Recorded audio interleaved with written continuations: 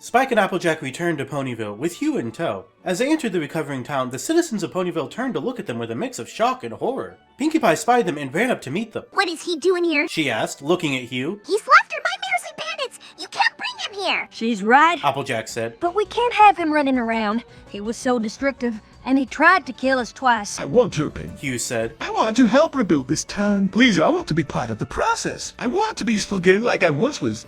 You're not welcome here! Rainbow Dash shouted. Yeah, you better run him out of town. Rarity shouted. No! Applejack said. We need his help. We can't fight this war without him. What? Asked Rarity. Don't you see? Applejack said. The Nightmare Torrent has been destroyed. There's no more evil in Equestria. Everyone in this town can finally feel safe again. We can rebuild our town and make it even better than it was. The Nightmare Torrent has been banished into the shadows where he can't hurt anyone. What's stopping us from having a good time again? You heard Rainbow Dash. Pinkie said, gesturing at the young Pegasus. You're not welcome here. Equestria has suffered enough. Rarity said. We don't need any more villains. Let her go. We don't want him around. Said Rainbow Dash. Yeah, let's send him back to his maker. Said Scootaloo. Should he? Applejack said. Let's just get to work. The citizens of Ponyville were hesitant to help the trio, but they did their best to rebuild the town. Everyone avoided Hugh, but he did his best to help how he could. Without the nightmare power, he was just a normal man, but he worked as hard as anyone else. Over the next few weeks, Hugh worked side by side with the citizens of Ponyville to rebuild their town. They worked on homes for the poor and disabled and built schools for the children. The town was a lot better than it was before Nightmare Cops and the Nightmare Tyrant took over. And slowly, the citizens of Ponyville warmed up to Hugh. It was at a party celebrating the reopening of the school when Hugh saw Twilight for the first time since he lost his power, laughing and talking with her boyfriend, Mordecai. He immediately rushed up to her and asked if he could talk to her. Sure. She said. I want to apologize for what I did. He said. I want to say that I was wrong. I want to be useful again. Twilight gave him a strange look. You were never wrong. Hugh, what exactly do you want to say? Hugh sighed. He glanced over at Mordecai, then back to Twilight. But I want to be your friend again. But I want to be part of your group. But I want to be a part of Equestria. Well, you still are. Twilight said. I know, and I want to do it properly. I want to be a better person. Well, I guess I can accept that. Forget about motherhood. Twilight smiled and embraced Hugh. Welcome back. She said. Hugh left with a spring in his step and went to find Applejack and the others. So, how do you feel? Applejack asked as they walked arm in arm through the streets. But I have a right enough. Hugh said. Good. Applejack said. We need you. We can't fight this war without you. I know. I think I like this version of you better. Applejack said. You were always a little too serious for me, but I like this new you. I like the light in your eyes. Me too. Hugh said. Applejack smiled and they walked arm in arm through the streets of Ponyville. The next morning, the town was attacked by a massive swarm of something. They looked like giant horned bees with large, multifaceted eyes. They swarmed the town and attempted to break down the wooden doors of the townhouses with their incredible force. However, the citizens of Ponyville had planned ahead. All across town, the ponies had placed traps for the swarm members. These traps, hidden in bushes and behind dumpsters, were full of a deadly pesticide that would render the bees completely helpless. Even better, the pesticide was harmless to ponies. It had been Hugh's idea, and together with Twilight and the others, they were able to defend the town. Eventually, the bees were defeated, and the citizens of Ponyville could relax. In the weeks that followed, the town slowly began to recover. The Nightmare Cops were no longer a threat, Nightmare Cops could only operate in the shadows, and the Nightmare Tyrant was trapped in the Nightmare Realm. The Nightmare Realm, in the aftermath of the conflict, was unable to project itself into our world. It was as if the Nightmare Tyrant had never existed. Hugh built a home for himself, deciding to stay in Ponyville, while some ponies, like Pinkie Pie, still didn't trust him. Most had come to accept his presence in the town. However, one night, he awoke with a cold sweat. The Nightmare Tyrant's voice echoed in his mind. Nightmare Tyrant will return. He will return, and he will take what is rightfully his. Hugh had been experiencing nightmares for some time now, and it worried him. He decided he needed to visit Zecora. I'll go visit Zecora, he said to his friends. You sure? Asked Scootaloo. I can go with you, if you want. No, I'll be your guest later. Hugh made his way to Zecora's abode. The mysterious zebra was still recovering from her own battle with the Nightmare Tyrant, and was still unable to leave her home. Hugh knocked on the door and waited. Come in. Zecora said. Hugh entered the humble abode. He looked around, examining Zecora's collection of treasures. This place is incredible. You say this place was once a spaceship. No, it's the exact opposite. This place used to be just an old, run-down hut. Then I fixed it up. You like it? I do. Said Zecora, smiling. I really do. It's home. Hugh smiled and sat down in a chair. I've been having nightmares. He explained. The Nightmare Tyrant taunts me and tells me he'll return. But you defeated him, didn't you? Zecora asked. Fight told me that you slayed him with Excalibur yourself. I did, said Hugh. but I still have nightmares. They're getting worse. I think I have a potion that might help. Zecora said. I used it on myself when I was first injured. It was a mixture of aloe, honey, and other healing things, but it seemed to work. Maybe it will work on you. You really think so? Well, I never use it on myself, so I don't really know. Try it. If it doesn't work, then I'll make you another.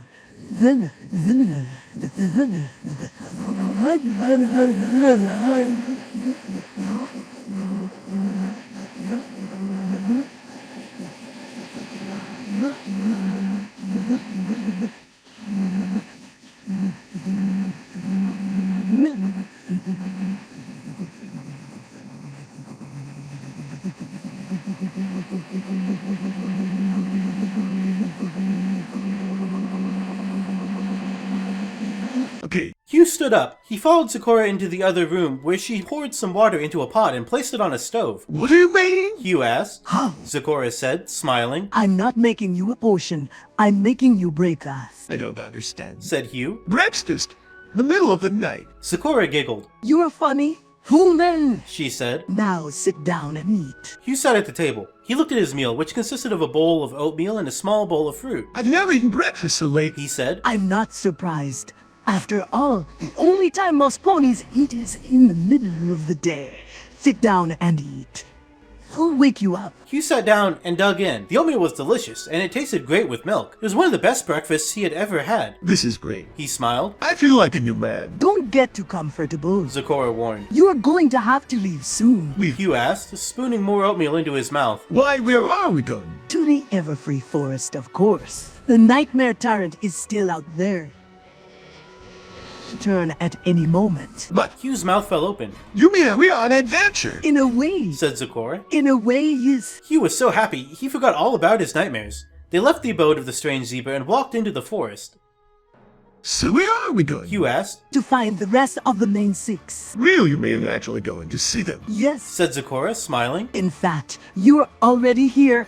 You just don't know it yet. Hugh's face fell. He glanced at the sky and saw that the sun had already risen. Oh, well, in case, He looked at Zecora. let's go. Good luck. She said, smiling. I hope you find them. Hugh followed Zecora deeper into the forest. It was early evening when they reached the outskirts of the forest. They stopped in front of a cave. That's it. Hugh asked, disappointed. That's the entrance. That's the entrance. Zecora said. Now, follow me. She walked into the cave. Hugh followed, with a look of bewilderment on his face. The cave was pitch black. How will we find our way? He asked. I can't see a thing. That's okay. Zecora replied. No one ever comes here. Hugh felt his way along the wall of the cave. He walked for what seemed like hours, going deeper and deeper into the cave. He wondered if he was even going in the right direction. The cave seemed to go on for eternity. Suddenly, his foot hit something solid. Hugh carefully put his foot down and walked into a new room. This is the Nightmare Giant's lair? He cried. Shoot. Said Zecora. We are not alone. It's not the Nightmare Giant, is it? Hugh asked, his blood running cold. No, it's someone else. Zecora said, her voice trembling. Hugh turned his light onto the room's occupant. Hello. A feminine voice said. I've been waiting for you. Hugh turned off his light. Applejack. He asked. Well, it ain't no ordinary Applejack. Hugh shivered. The Nightmare Tyrant had mentioned the vampire warlord having an extrasensory perception based on a sixth sense.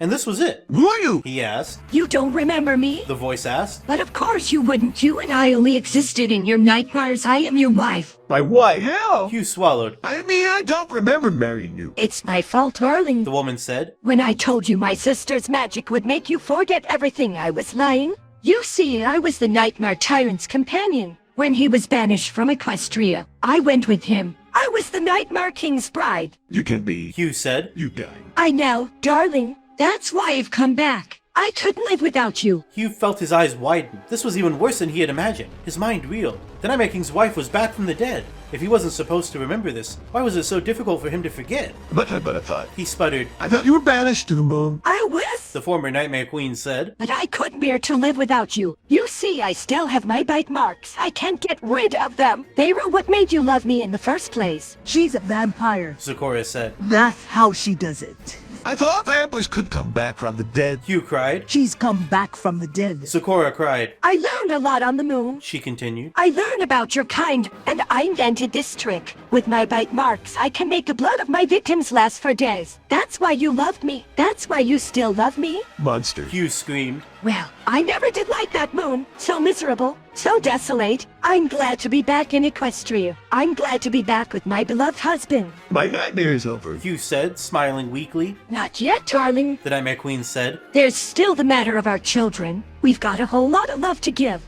Hugh's heart skipped a beat. Children, you mean you want to? Kiss me, darling. The Nightmare Queen said. I know you don't remember, darling, but I do, and now how much you love me. But I don't. You don't want darling. I don't know if I do. Hugh said, his voice breaking. Well, I do. Huh. Don't fall for it. Sakura warned. That vampire can make you love her forever. I love my darling wife. Hugh said. That's right. The Nightmare Queen cooed. That's right. Sakura knew she had to act fast. She couldn't kill the Nightmare Queen, not when she was so close to getting her family back. Sakura rushed forward and grabbed Hugh by the collar, yanking him away from his wife. You stay away from her, huh? She said. You hear me? You stay away from her. I love her. Hugh cried. Are you trying to steal my man, Ebra? The Nightmare Queen snarled. I love him too. Sakura said. You hear me? I love him too. Then why did you bring him here? The Nightmare Queen hissed. I don't know. Sakura cried. I don't know. The Nightmare Queen let out a blood-curdling shriek. You are a lying, filthy monster. Sakura shouted. You are a lying, filthy monster. My dear sister. The Nightmare Queen hissed. I will not be denied my love. Not now, not ever. Sakura dragged Hugh out of the cave. We got to get out of here. She cried. We can't just leave her. Hugh said. She'll find us. Sakura said. Hugh shuddered, as if shaking off sleep. She what? He said. I knew Zipper. I love you too. Huh? No, I mean, really you. I know. So we're good. You will good. Sakura said. Sakura and Hugh ran out of the cave, back towards their village. They had to get to Twilight somehow and warn her about the Nightmare Queen, but they didn't get far when a blood-red swarm of bats swarmed out of the cave. The Nightmare Queen had found them. I told you she'd find us. Sakura said. The Nightmare Tyrant had a nightmare. The Nightmare Tyrant dreamed he was in a forest. He was a hero. He was on a quest to save the princess. He was so sure of himself. He was so invulnerable. Then he heard a rustling in the bushes. Sure. He whispered. He heard the sound again. He peeked from behind a tree and saw a fox. Hey. He shouted. Greetings, noble warrior. The fox said. Am I seeing you right? I'm Princess Luna, ruler of the night, and I wish you good day. Luna?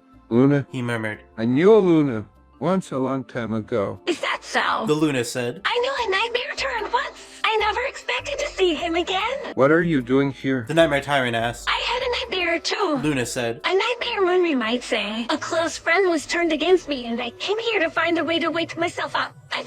You can't. The Nightmare Tyrant said. That's impossible. I'm a nightmare tyrant. I'm inevitable. I don't believe that. Luna said. I think I can wake myself up. I just need the help of a hero. Well, I'm no hero. The Nightmare Tyrant said. But I'll help you. What did you have a nightmare about?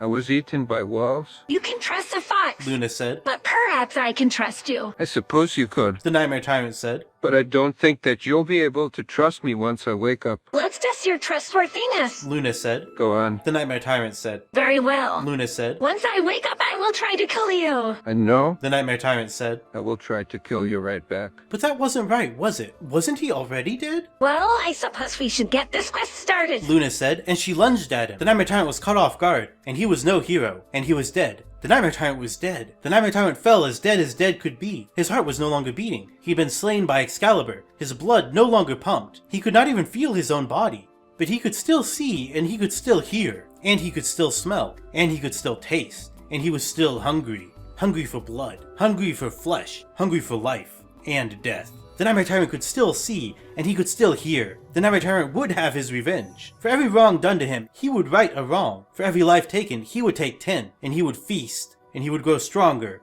and he would find more vampires, and more nightmare mares, and more blood-headed demons, and he would find something to fill his eternal hunger. Twilight and Mordecai were on a date in the center of Ponyville when they heard a large screech ring through the air. They turned, and in the sky they saw a blood-red swarm heading straight for town. Running ahead of the swarm were Hugh and Sakura. Sakura screamed at them to run, and they obeyed. They all ran in different directions as a swarm of bats flooded the town. They heard screams, cries, and the shattering of windows. The sky darkened as the citizens of Ponyville fled from the invading creatures. Twilight was horrified by what she was seeing, but she had to act. She ran in the direction of the library, where she knew she would find the rest of her friends. They would need her help, and she would need theirs. Come on. She shouted, and Mordecai, Hugh, and Zecora followed her. In the library, they found the door open. Twilight ran inside, her friends close behind her. As she entered, she heard the sound of a dozen or so bats smashing into the building. What's going on out there? Rarity asked. The Nightmare Queen is attacking the village. Zecora panted, tired from running. Fluttershy! Asked Rainbow Dash. No, the original Nightmare Queen. Zecora said. Judy! Said Twilight. She's the vampire wife of Hugh. Well, I can't just sit here. Said Applejack. I've gotta do something. I know. Did you? Said Apple Bloom. I'm going out there. The girls looked at each other. Applejack and Rainbow Dash exchanged glances. You sure you should go out there? Rainbow asked. We need more help than we can get from us. Said Apple Bloom. I wish I could help. I've learned their powers. Hugh said. I'm just older now. You're not the only one with power. Pinkie Pie said. I'm a magic user. I can help. Twilight stared at the pink filly. You can. Well, not as a nightmare, Said Pinkie. but as a black fang. What? Asked Apple Bloom. A black fang is what you call a fang that can control the elements of the air. Said Pinkie. No, it's more than that. Said Spike. I fought the Black Fang before. It's the combined power of the worshippers of the sun and goddesses of old. Who are the goddesses? Asked Rainbow Dash. Celestia and Luna. Twilight said. Though I'm not convinced they really existed. But if they did, then their worshippers would have existed long ago, and we'd know about them. So you don't remember after all, Twilight? I'm the goddess of the sun, Said Pinkie. and the black fang is me.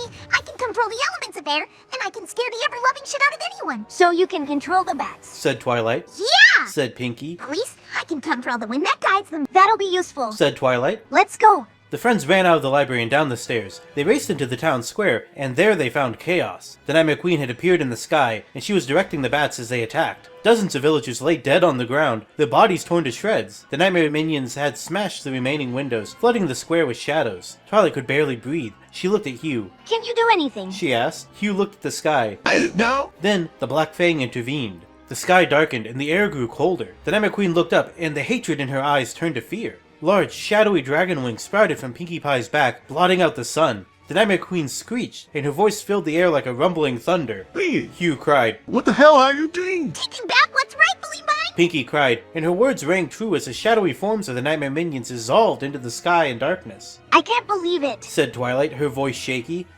I don't know what to say. It was the black thing all along. Said Hugh. Not the Nightmare Queen. Pinkie Pie stepped forward, and her smile was as wide as the horizon. She stared at the friends. What's the matter?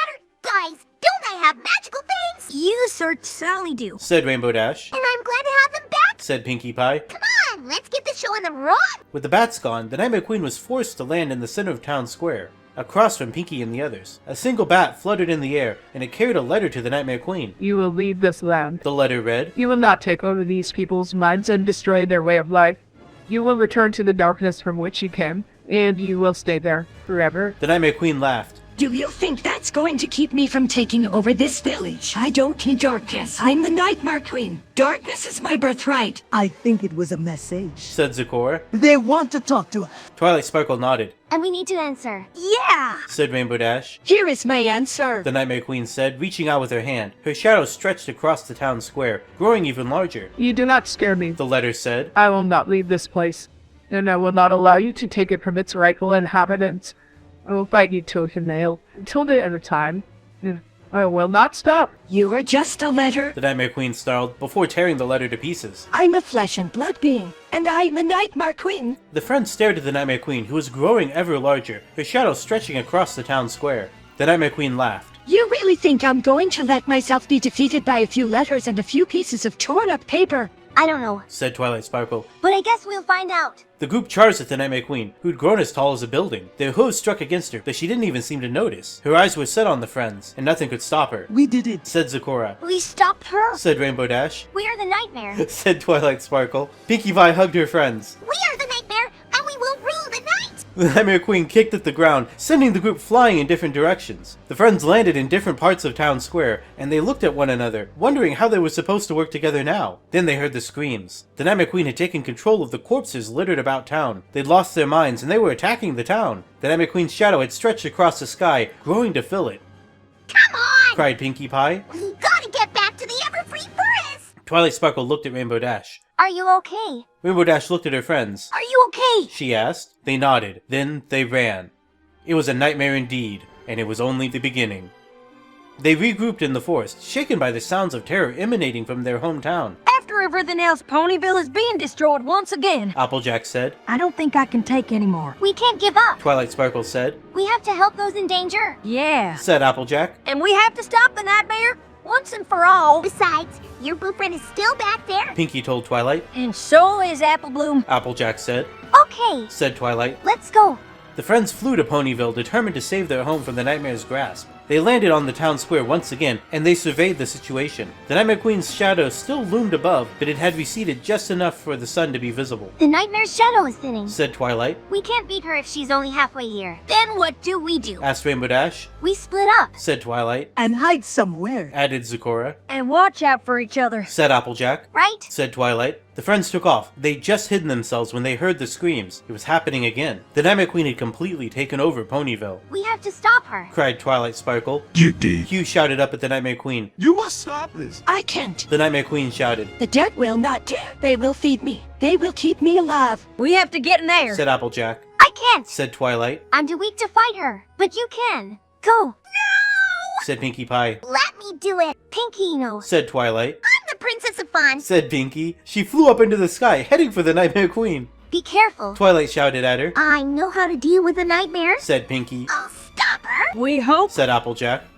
Pinkie Pie flew directly at the Nightmare Queen. The Nightmare Queen was too caught up in her own madness to even notice her. But Pinkie Pie noticed her, and she went for her eyes. The Nightmare Queen screamed, her face twisted in pain. She tried to block the eyes of the living with her hand, but the more she tried to block them, the more they burned. Her eyes were destroyed. She began to shrink, focusing her power on healing herself. The dead on the streets of Ponyville moved closer to life, their corpses coming back to life. They shuffled towards the Nightmare Queen. Hurry. Said Twilight Sparkle. We are too late. Said Zecora. The Nightmare Queen was smaller now, and she was in terrible pain, but her power was regaining strength. The dead pressed in, reaching out for her, trying to touch her. No. Cried Hugh. He tried to jump up to the Nightmare Queen, but the dead hands closed around him. You. Cried Judy, her eyes red and puffy. She reached out for him, but the dead hands closed on her, too. Pinkie Pie flew at the Nightmare Queen one last time, and her eyes burned like fire. The Nightmare Queen shrieked as the flames spread. She turned to dust and scattered to the wind. The dead came alive one last time. The nightmare was over. The friends let out sighs of relief. Hugh fell to his knees as the slaughtered civilians awoke from their death, as if waking from a powerful nap. The ashes of his wife scattered around him. Hugh sobbed. Why do you have to take her from me? He cried. Gee, why you have to take her from me? Why? Whew, it's okay. Said Zecora. She held out her arms and he fell into them. The friends gathered around the traumatized man. They had to help him deal with his terrible loss. The sun rose and the birds began to sing. The friends stood on the town square of Ponyville, watching the sunrise. How did we get here? Rainbow Dash asked. We're here because we did what we had to. Said Twilight Sparkle. Because we stuck together. Said Applejack. Because we trusted each other. Because we had each other's backs. The friends hugged. They were the best friends any of them could have asked for. And because we stopped the nightmare. Said Twilight Sparkle. Because we stopped the nightmare. Applejack replied. I guess this is how it ends. Said Rainbow Dash. I guess this is how it ends. Said Rarity as they hugged again. I should go check on Mordecai. Twilight said. I should go check on Apple Bloom. Said Applejack. I think I'm going to stay here. Said Zecora, hugging the sobbing Hugh. You sure? Asked Twilight. Said Zecora. This is where I'm meant to be. Twilight nodded. Okay. Twilight and Applejack found Mordecai and Apple Bloom with Spike in the library. They told them what had happened, and Apple Bloom began to cry again. The poor dears. Said Spike. They must be traumatized. They're all right. Said Twilight. I think. I'm sorry. Said Mordecai. I'm sorry I didn't trust you. It's okay. Said Twilight. You did the right thing. Probably. So did you. Said Mordecai with a hint of a smile. Thanks for not abandoning me. You're welcome. Said Twilight. But what are we going to do about the nightmare? Said Applejack. I guess we'll just have to face it. Said Apple Bloom. A voice whispered from the shadows of the library. It was Judy's voice. The nightmare is not all you have to fear. She said. The blood-hated one's time draws near. She is coming for all of us. We know. Said Applejack. And we'll stop her. I know you will. Said Judy. I will help you. How? What can you do? The dead can do many things. Said Judy. Like what? Said Applejack. Like this, I can bring them to life. You mean you can raise the deed? Yes, and the more dead I bring, the more powerful I become. I can be with you every time you need me. Will that make a difference? Said Apple Bloom. I hope so. Said Applejack. What about you? Twilight asked. He's mourning you right now. I cannot face him. Judy said. I cannot show myself. The dead do not grieve, but this does not mean that I do not feel. I can help him from afar. Well, okay. Said Applejack. I guess that's something we can do. Now, we just have to find this balloon head. I will help you. Judy said. I will show you where to find her. Great. said Applejack. Come on, girls. We got work to do. You're going on another adventure. Mordecai asked, When will you get to rest? I wanted to take you to a concert. There will be time for that later. said Twilight, I guess. Come on, Twilight. said Applebloom, I feel that we need to go to the tower. I agree. said Twilight, I have to go get ready. Me too. said Applejack, Spike, you coming? Absolutely. said Spike. Let me call some friends to help. The friends gathered in the tower as the sun set. Twilight, Applejack, Pinkie Pie, and Zecora met with Spike and his allies Roxy, Jolene, and Cammy. Applebloom had been ordered to stay home, and Zecora had decided to keep Hugh out of this for his own sake. Twilight's other friends had opted out of the journey for their own reasons. The 8 friends met with Judy's ghost in the tower at nightfall. Are you ready? Judy asked them, We are. said Twilight, Okay. said Judy. Follow me. In his dream, Puss found himself standing in the middle of a forest. The trees towered over his head, their branches forming a dense roof above him. He was surrounded by the smell of the forest, a smell that he remembered from his last time in the dream. The sky was a clear blue, and the sun was bright and hot. The forest was quiet, except for the sound of trickling water and the chirping of birds. This is nice. Oh, a visitor. Said a fox, approaching him from the shadows of the trees. The fox was as big as a large dog, with a large, pointy head. She said. What do you want? Puss asked. That's what I should be asking you. The fox replied. It's not often we get visitors to the dream realm this way. Is this not a real dream? Oh, it is. In fact, you could say it's more real than a real dream. The fox said playfully. At least for you, you've been stuck in this dream for quite some time now. How do you know that? I was sent here by the Nightmare Turn to keep track of you. Flourishy. No, the ruler and Puss gulped. Oh! The Nightmare Turret isn't really that big a bad guy. The fox said. At least not most of the time, not unless you really piss him off. And what would I do that for? Nothing, but I doubt you would. You're a good guy, and here. I am! Oh, yeah. Hey, you're not a bad guy, just a guy who's had a little too much to drink and a bad hair day. I'm here to help you. How? Well, there is a way out of this dream. What are you waiting for? The fox asked. Just reach out and grab a branch. A branch? Yeah, it's just out of reach, but you can do it. The fox said. No, I can't. Puss said. Sure you can. The fox said, grinning from ear to ear. I can't. Yes, you can. Well, then what the hell am I supposed to do now? The fox sat down, shaking her head. Tell me, how did you come to find yourself here in the first place? I don't remember. Well, maybe if you spent less time down at the bar, you wouldn't find yourself in this situation. The fox said, wagging her tail. Maybe. You mentioned Fluttershy. Do you know of her? Yeah. Puss said, his voice catching in his throat. Oh, that makes sense. I was supposed to keep an eye on you. Still, she got here. What do you mean? She's coming here. Sure she is. In fact, she should be here any minute each. The fox said. You'll see her when she arrives. Puss sat down, suddenly weak in the knees. Just don't make any sudden movements or anything. The fox warned. You'll give yourself a heart attack. I know. Puss heard her voice calling out to him. Is that to you? Maleficent. He asked, surprised. What are you doing here? I'm dreaming, dear. I'm dreaming in my dream and I can't wake up. What are you doing here? I don't know. I've been here for a while. And I think I just sat down. I can see you. You now. Maleficent said, her voice growing closer. I can see everything. I can see myself in you. That's terrifying. Puss said. In fact, I can barely even. Shh.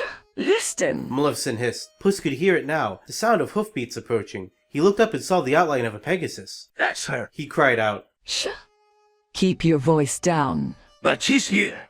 I can see her. Keep your voice down. The figure came into full view, and Puss's heart nearly leapt out of his chest. It was Fluttershy. I knew you'd be here. He cried. Yes, I know. I found him for you, my queen. Maleficent said. This fox was hiding his presence. Thank you, dear. Fluttershy said. After Bander's wishing stone sent us here, we all got separated. It took me some time to locate you. Puss stood up. I can't believe it. It's you. You're here. Yeah, I'm here. Do you recognize me now? Yeah, my head's a little clearer now. Puss said. Everything's been strange ever since that we trapped me here. The Nightmare Tyrant's evil influence. That and the drinking. I've been stuck in this dream for a really long time, and I have a lot of regrets. Like what? Well, I've been mean to my boss. I don't pay enough attention to my friends. and I've been hanging out with some shady characters. Puss said. But that's all in the best now. I'm a new cat. I'm a bear cat. That's great! And maybe you can help us. Fluttershy said. Could you help us locate the dreaming princess? I don't see why not. It seems like a pretty simple thing to do. I mean, we just need to wish, right? Yes. Fluttershy said. But we can't just wish for the princess. We need to wish to locate the Nightmare Tyrant and rescue the princess, too. Oh, I know where the Nightmare Tyrant is. The fox said. I've been keeping him company ever since he died. You have. Yes, I've been hanging out with him ever since he died. But you said you've been here in the dream for a long time. Fluttershy said. Time flows differently in dreams, you know. The fox said with a wink. I've been here for months just lurking around, waiting for you to show. Month? But we just got here ourselves. And the Nightmare Tyrant's been here for centuries, living his life over and over. The fox continued. He's kept a journal of his memories. That's how he knows all his evil plans. I've seen it with my own eyes. He has a habit of revising history, you know. But how do we use his memory to find the Nightmare Tyrant? Fluttershy asked. It's not just the tyrant we seek, my queen. Maleficent reminded her. Most importantly, it's the dreaming princess. Oh, yeah, of course. Puss said. I just have to wish, and I'll get you her. Are you sure you can do this? Fluttershy asked. No, but we can do this. All right. I'm ready. Fluttershy said. Me too. Puss closed his eyes, took a deep breath, and wished. He wished for the princess. And then he wished for the Nightmare Tyrant. He wished to the fox. Bring me the princess. And the fox, the Nightmare Tyrant, Maleficent, and Fluttershy were whisked away into the distance, and beyond the reach of the mists. Puss waited in the barren wasteland until he felt them return. We found her. Maleficent said, her voice a little strained. Where is she? Fluttershy asked. She's on the moon. Maleficent said. What? The moon. She's on the moon. On the moon? Is she okay? We'll see. Maleficent said. Now let's go. The fox chuckled to herself. The moon, I wonder. The Nightmare Tyrant appeared on the horizon, his shadow stretching out to fill the sky. There. He said. Not bad, not bad. Maleficent said, her eyes gleaming. He followed our wish. I can't believe I have to see that face again. Fluttershy said. Oh, I haven't changed at all. The Nightmare Tyrant said with a grin. Let's go. Fluttershy growled. I'm getting sick of your face. They marched towards the Nightmare Tyrant until they stood before him. Hello, dearies. He said. I've been waiting for you. You're supposed to be dead. That's what this rock says, but I'm not so sure about me. In fact, I'm not sure of anything anymore. I'm not even sure if I'm the Nightmare Tyrant. That's not you. Fluttershy said. Oh, yes it is. I've had many faces in many places. This is me. No, this is the Nightmare Tyrant. Yes, that's what this rock keeps telling me. But is it true? Am I the one you've been searching for all this time? Is this my dream? Am I really here? Yes, we're in your dream, Nightmare Tyrant. Fluttershy said. But you're not the Nightmare Tyrant. I am. Oh, is that a title you're willing to bear? Can you carry that weight? Yes, I am the Nightmare Queen. I am the one you've been searching for all this time. This is my dream, too, and I'm going to free you from it. And then? And then what? What happens after you set me free? I don't know. I'm not the writer of this story. I'm the writer. The Nightmare Tyrant said. I'm the one who decides what happens. That's not how it works. Isn't it? No. So, Queen, are you going to let me go? Or are you going to imprison me again? I don't know. I need to think. Of course you do. Now, let's go upstairs and discuss it. No. Oh, yes. The Nightmare Tyrant began to turn around, beckoning for the Nightmare Queen to follow him. No. Wait. Fluttershy shouted. The Nightmare Tyrant paused, glancing back at her. We need to get out of here. She said. We need to go back to the mist. I'm the one who can defeat the Nightmare Beast.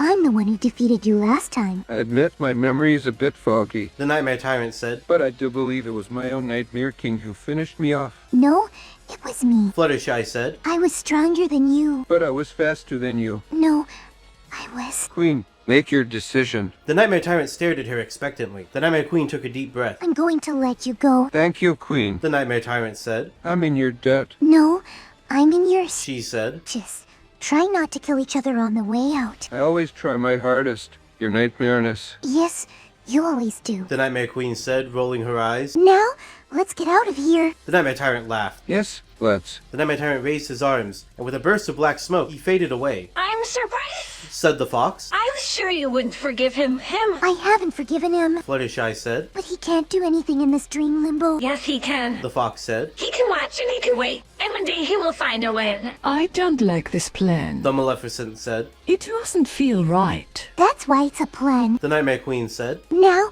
let's get out of here. But what about him? The Fox said, gesturing towards the Nightmare Tyrant. Oh, we'll deal with him when we come back. The Nightmare Queen turned to leave, with the Fox trotting alongside. Maleficent followed as they breached the mists, coming out on the moon. Sitting on the moon's surface was a little girl's bed, with a chest resting at its base. Above the headboard was a magic sword that glowed with protective energies. Resting in the best was a little blonde girl, clutching a stuffed animal. Is that her? Fluttershy asked. That's her child. Yes. Maleficent said. That's her child. Fluttershy studied the sleeping child's face. It was true she could see some resemblance to the original Nightmare Queen and the Nightmare King. The dreaming princess had vanished from the waking world ages ago. When she'd been present, her presence had caused those she was near to fall asleep. As a result, no one had been able to wake her. Now, she just fell asleep. I had her in this dream. Own protection. Maleficent explained.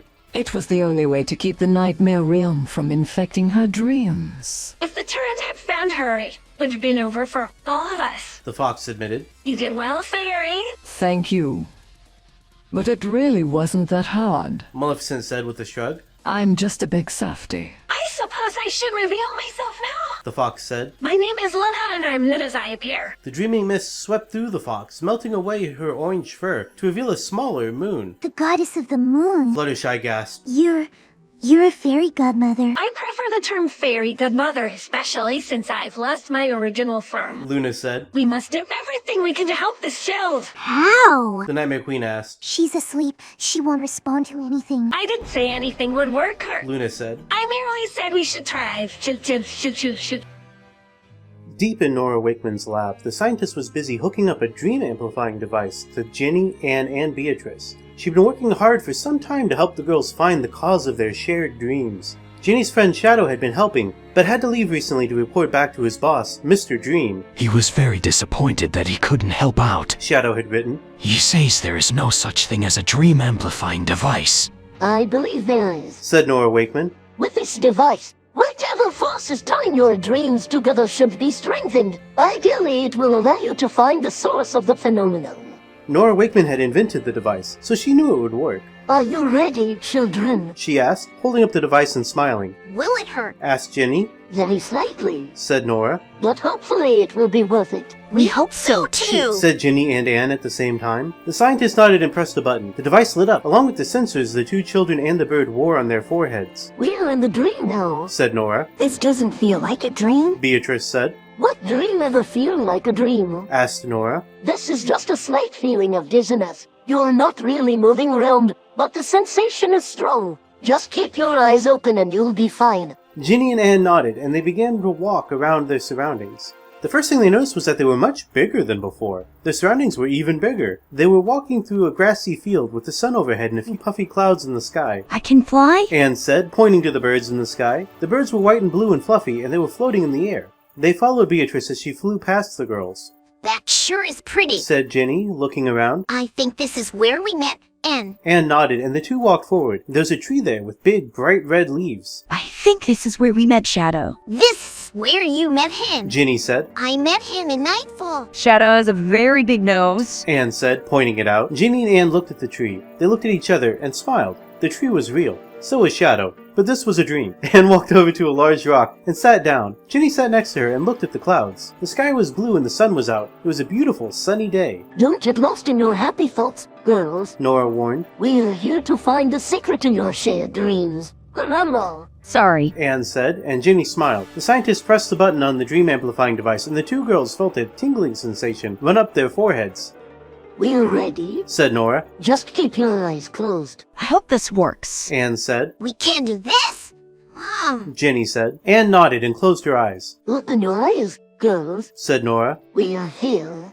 Anne and Ginny opened their eyes and looked around. They were in what appeared to be a little girl's bedroom. Beatrice settled down on Ginny's head as they looked around. The room was filled with plush toys and seemed to be decorated for Christmas. It's so pretty, Anne said, walking over to the window. There were little decorations hanging from it, with a few glass balls inside. I love the tree, Anne said, picking up a stuffed bear. It was blue with red ears and a white nose. I wish we could stay here. I knew. Ginny said. But we can't.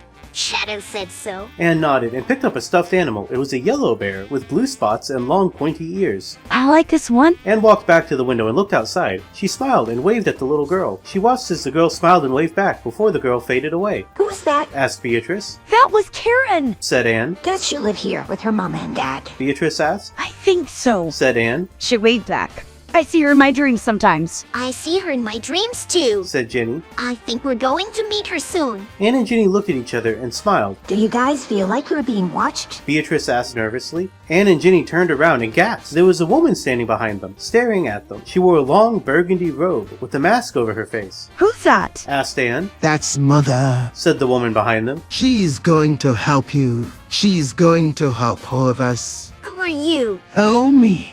I'm the Shadow Weaver. The woman said. I thought you meant someone else. No, I mean, who are you? Anne and Ginny asked at the same time. Me am a dream weaver. I create dreams for people. Why are you? Asked Anne. I thought you would never ask. I thought you would never want to know. I felt that you would never be brave enough to find out. We are so brave. Ginny said. So you want to know? Yes. Said Anne, and they held eye contact with the woman. My partners and I were dragged into this dream realm, but we got separated. She explained. I came here as an emissary of the Nightmare Tyrant Queen, Fluttershy. What does that mean? Asked Anne. It means she's the baddie in the dreams. Said Ginny. In your dreams, yes. Said the woman. But I'm more curious how you four came to be here. It's not so easy for waking mortals to walk among dreams, especially one as hidden as this. What do you mean? Anne asked. I can only assume your friends brought you here as well. If they didn't, then they are very stupid. Who are you? Ginny asked. Shadow Weaver sighed. If I tell you, then you'll want to know who I am. And if I don't tell you, then you'll never know. That's the deal, right? Hey! Anne said. I'm the Nightmare Queen's advisor. Anne and Ginny gasped. I assume you know who that is. Shadow Weaver said. Anne and Ginny nodded. They'd seen the Nightmare Queen, Nightmare Moon, the Nightmare Tyrant, and many other nightmare entities. They knew that the Nightmare Tyrant had created the Nightmare King, who in turn created the Nightmare Queen. He made nightmares a reality for her, just like the Nightmare Cernicles made realities for the Nightmare Tyrant Queen. We came here looking for answers. Anne said. We've been connected through our dreams, and we want to know why. Dream connections are powerful things. You must be tied by fate. The Shadow Weaver said. If your search brought you here, then it can only be the work of the Dreaming Princess. The what? Asked Anne. The Dreaming Princess, the first dreamer. Beatrice said. The Nightmare King's daughter whose dreams he sacrificed to the Tyrant in exchange for his terrible power. Right, your Shadow Weaver said. The Nightmare Tyrant created her, and she was the first of her kind. Can help you get home. So we just need to find her. Anne asked. Finding her is also my task. Shadow Weaver said. But it won't be easy. She was hidden away for her own protection. Nightmare Tyrant is a dangerous creature. Is she here? Can we find her? Oh, she's here, all right. I've seen her. I believe you have. Anne thought about the little girl she'd seen out the window. The girl was no more than 10 years old. If she had friends or family, they probably wouldn't even know she was missing. She's hidden in a dream in the middle of a dream. Shadow Weaver explained. We're in that dream now. But that doesn't really help us. Anne said. That's the point. You need to find the Dreaming Princess to get home. How do we do that? Nora asked. I can show you. Shadow Weaver said and vanished. Oh, great. Anne said. We have to go in there. It's either that or we stay here. Said Nora. Anne looked at her friends and sighed. They were in a strange place and they had no idea where to go. We can't stay here. Anne said. I don't want to stay here. Said Ginny. I don't want to stay here, either. Anne said. Then let's go find this Dreaming Princess. Nora said. That's the spirit. Anne said, and they were off. The Shadow Weaver moved with them as they explored the house. They found a basement, a closet, a study, a bedroom, and other rooms. Where is she? Anne asked. If you look through the mirrors, you'll find her. Shadow Weaver said. If you go into the paintings, you'll find her. If you look in the toes, you'll find her. Where is she? Exactly. Anne asked. She's in many places. Shadow Weaver said. She can be anywhere and everywhere.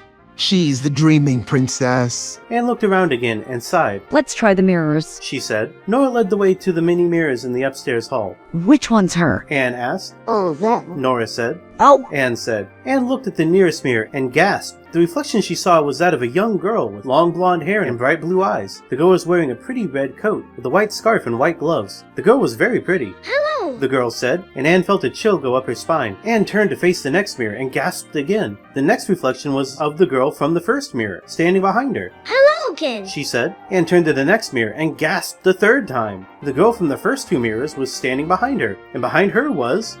Well, Anne wasn't sure what she was standing behind, but it was definitely something. Hello again! The first girl said, and this time Anne felt something brush against her back. She turned around and gasped the fourth time. All four girls were standing behind her. Anne blinked and suddenly they became one. It's nice to finally meet you in person. The girl said. She had an accent, one that Anne couldn't place. She sounded nice. They tell me I'm the dreaming princess. Who? What are you? Anne asked. You know my daddy is the Nightmare King. The girl explained. A long time ago, a fairy helped to hide me here in my dream. It's a nice dream, isn't it? Yeah. Anne said. She wasn't sure she liked this dream girl. She sounded too nice. This was my home before the fire. The girl continued. Before the blood-headed one in the tyrant's power. The Nightmare Tyrant. Anne said. Yes. The girl nodded. I hate him. He's so mean to me. He wants to hurt me and take away my magic and use it to hurt everyone else. I don't want to hurt anyone else. Shadow Weaver stepped forward. The Nightmare Time is dead now, child.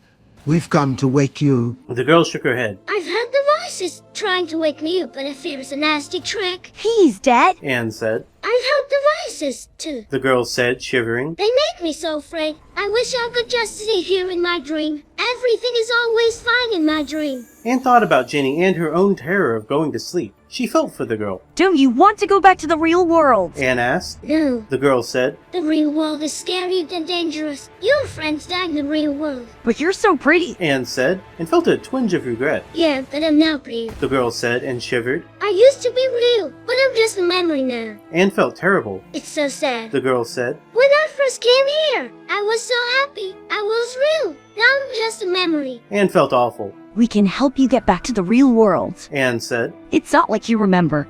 It's much happier now. Really? The girl asked. Really? Anne said. Really? The girl asked and giggled. Anne smiled, and suddenly the room was flooded with light. The girl in the mirror turned into a ball of glittering dust, and the room was quiet. It worked. Shadow Weaver said. Anne sighed. She wasn't sure she liked this part of being a hero. Now we just need to get Jenny out of that box. She said. Nora Wakeman winced. I'm sorry about this. She said. I didn't think it would be this difficult. Anne and Shadow Weaver shrugged. It's okay. Anne said. Really? Take my hands. Shadow Weaver said. We'll follow her to the next level of the dream. Anne took one of Shadow Weaver's hands. This is so weird. Anne said. We're just shadows. Remember. Shadow Weaver said. Speak for yourself. Ginny said, taking one of Shadow Weaver's hands. Nora grabbed on too. The next thing any of them knew, they were flying away from the house. It was like they were on a ride at Disneyland. They zoomed across the sky, over the dark forest, and over the mountains. In the distance, they heard a terrible wailing sound. Soon, they were on the moon. They saw Fluttershy, Maleficent, and a strange moon girl they didn't recognize. They were standing around a bed where the dreaming princess lay sleeping. Wake up, princess. Shadow Weaver said. We have to wake you up. Anne looked at the princess. She looked so peaceful. She looked like a little girl, sleeping. Suddenly, her eyes fluttered open. She looked at Anne and Shadow Weaver, and then at the strange dreamscape around her. She sat up. I feel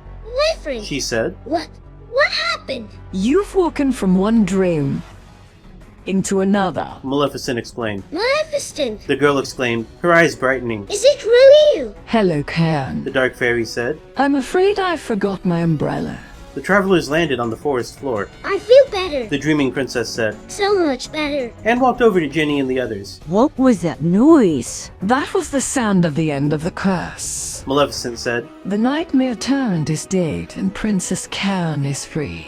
I feel so happy. The princess said, beaming at Anne and her friends. I want to hug you all. Don't worry. We'll wait a few minutes. Shadow Weaver said and walked away. Anne looked at her friends. She looked at Ginny, who was smiling at her.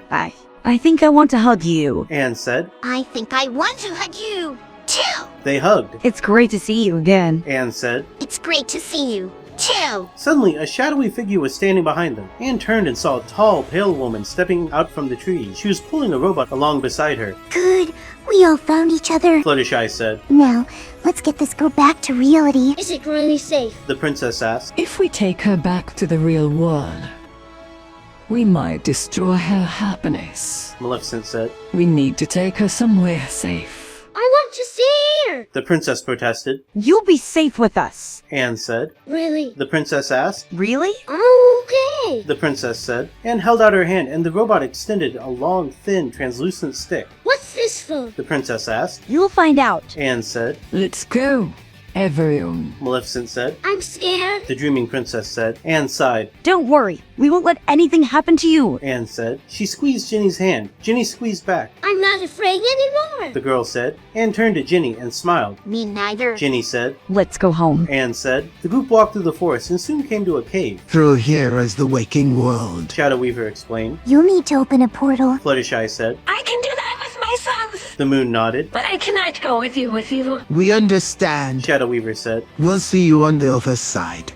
The group walked through the portal and found themselves in a barren landscape of snow and ice. They stood on a barren mountain, high above the ground. Come on. Anne said. Are we going home? The dreaming princess asked. Anne nodded. Yes, we're going home. I don't understand why we're here. Fluttershy said. Is this still the dream world? No! This is reality. Maleficent said. But it's not where we started from, that's for sure. I brought you her. Came a voice from the distance. The group looked and saw a woman approaching them. Who? The princess asked. It's me, Karen. The woman said. Elsa. The scientist said. We thought you were lost. I was. Karen ran up and hugged Elsa. I'm so happy to see you again. She said. And I am so happy to see you too. Elsa said. But where? We're on a mountain in the real world. Anne said. We came through a portal just as you said you would. My magic has brought us here. The woman said. It was a safeguard, in case the Tarrant was ever able to wake little Karen up from her dream. Oh, Elsa. The dreaming princess said. That means I'm free. Yes, you are. Elsa said.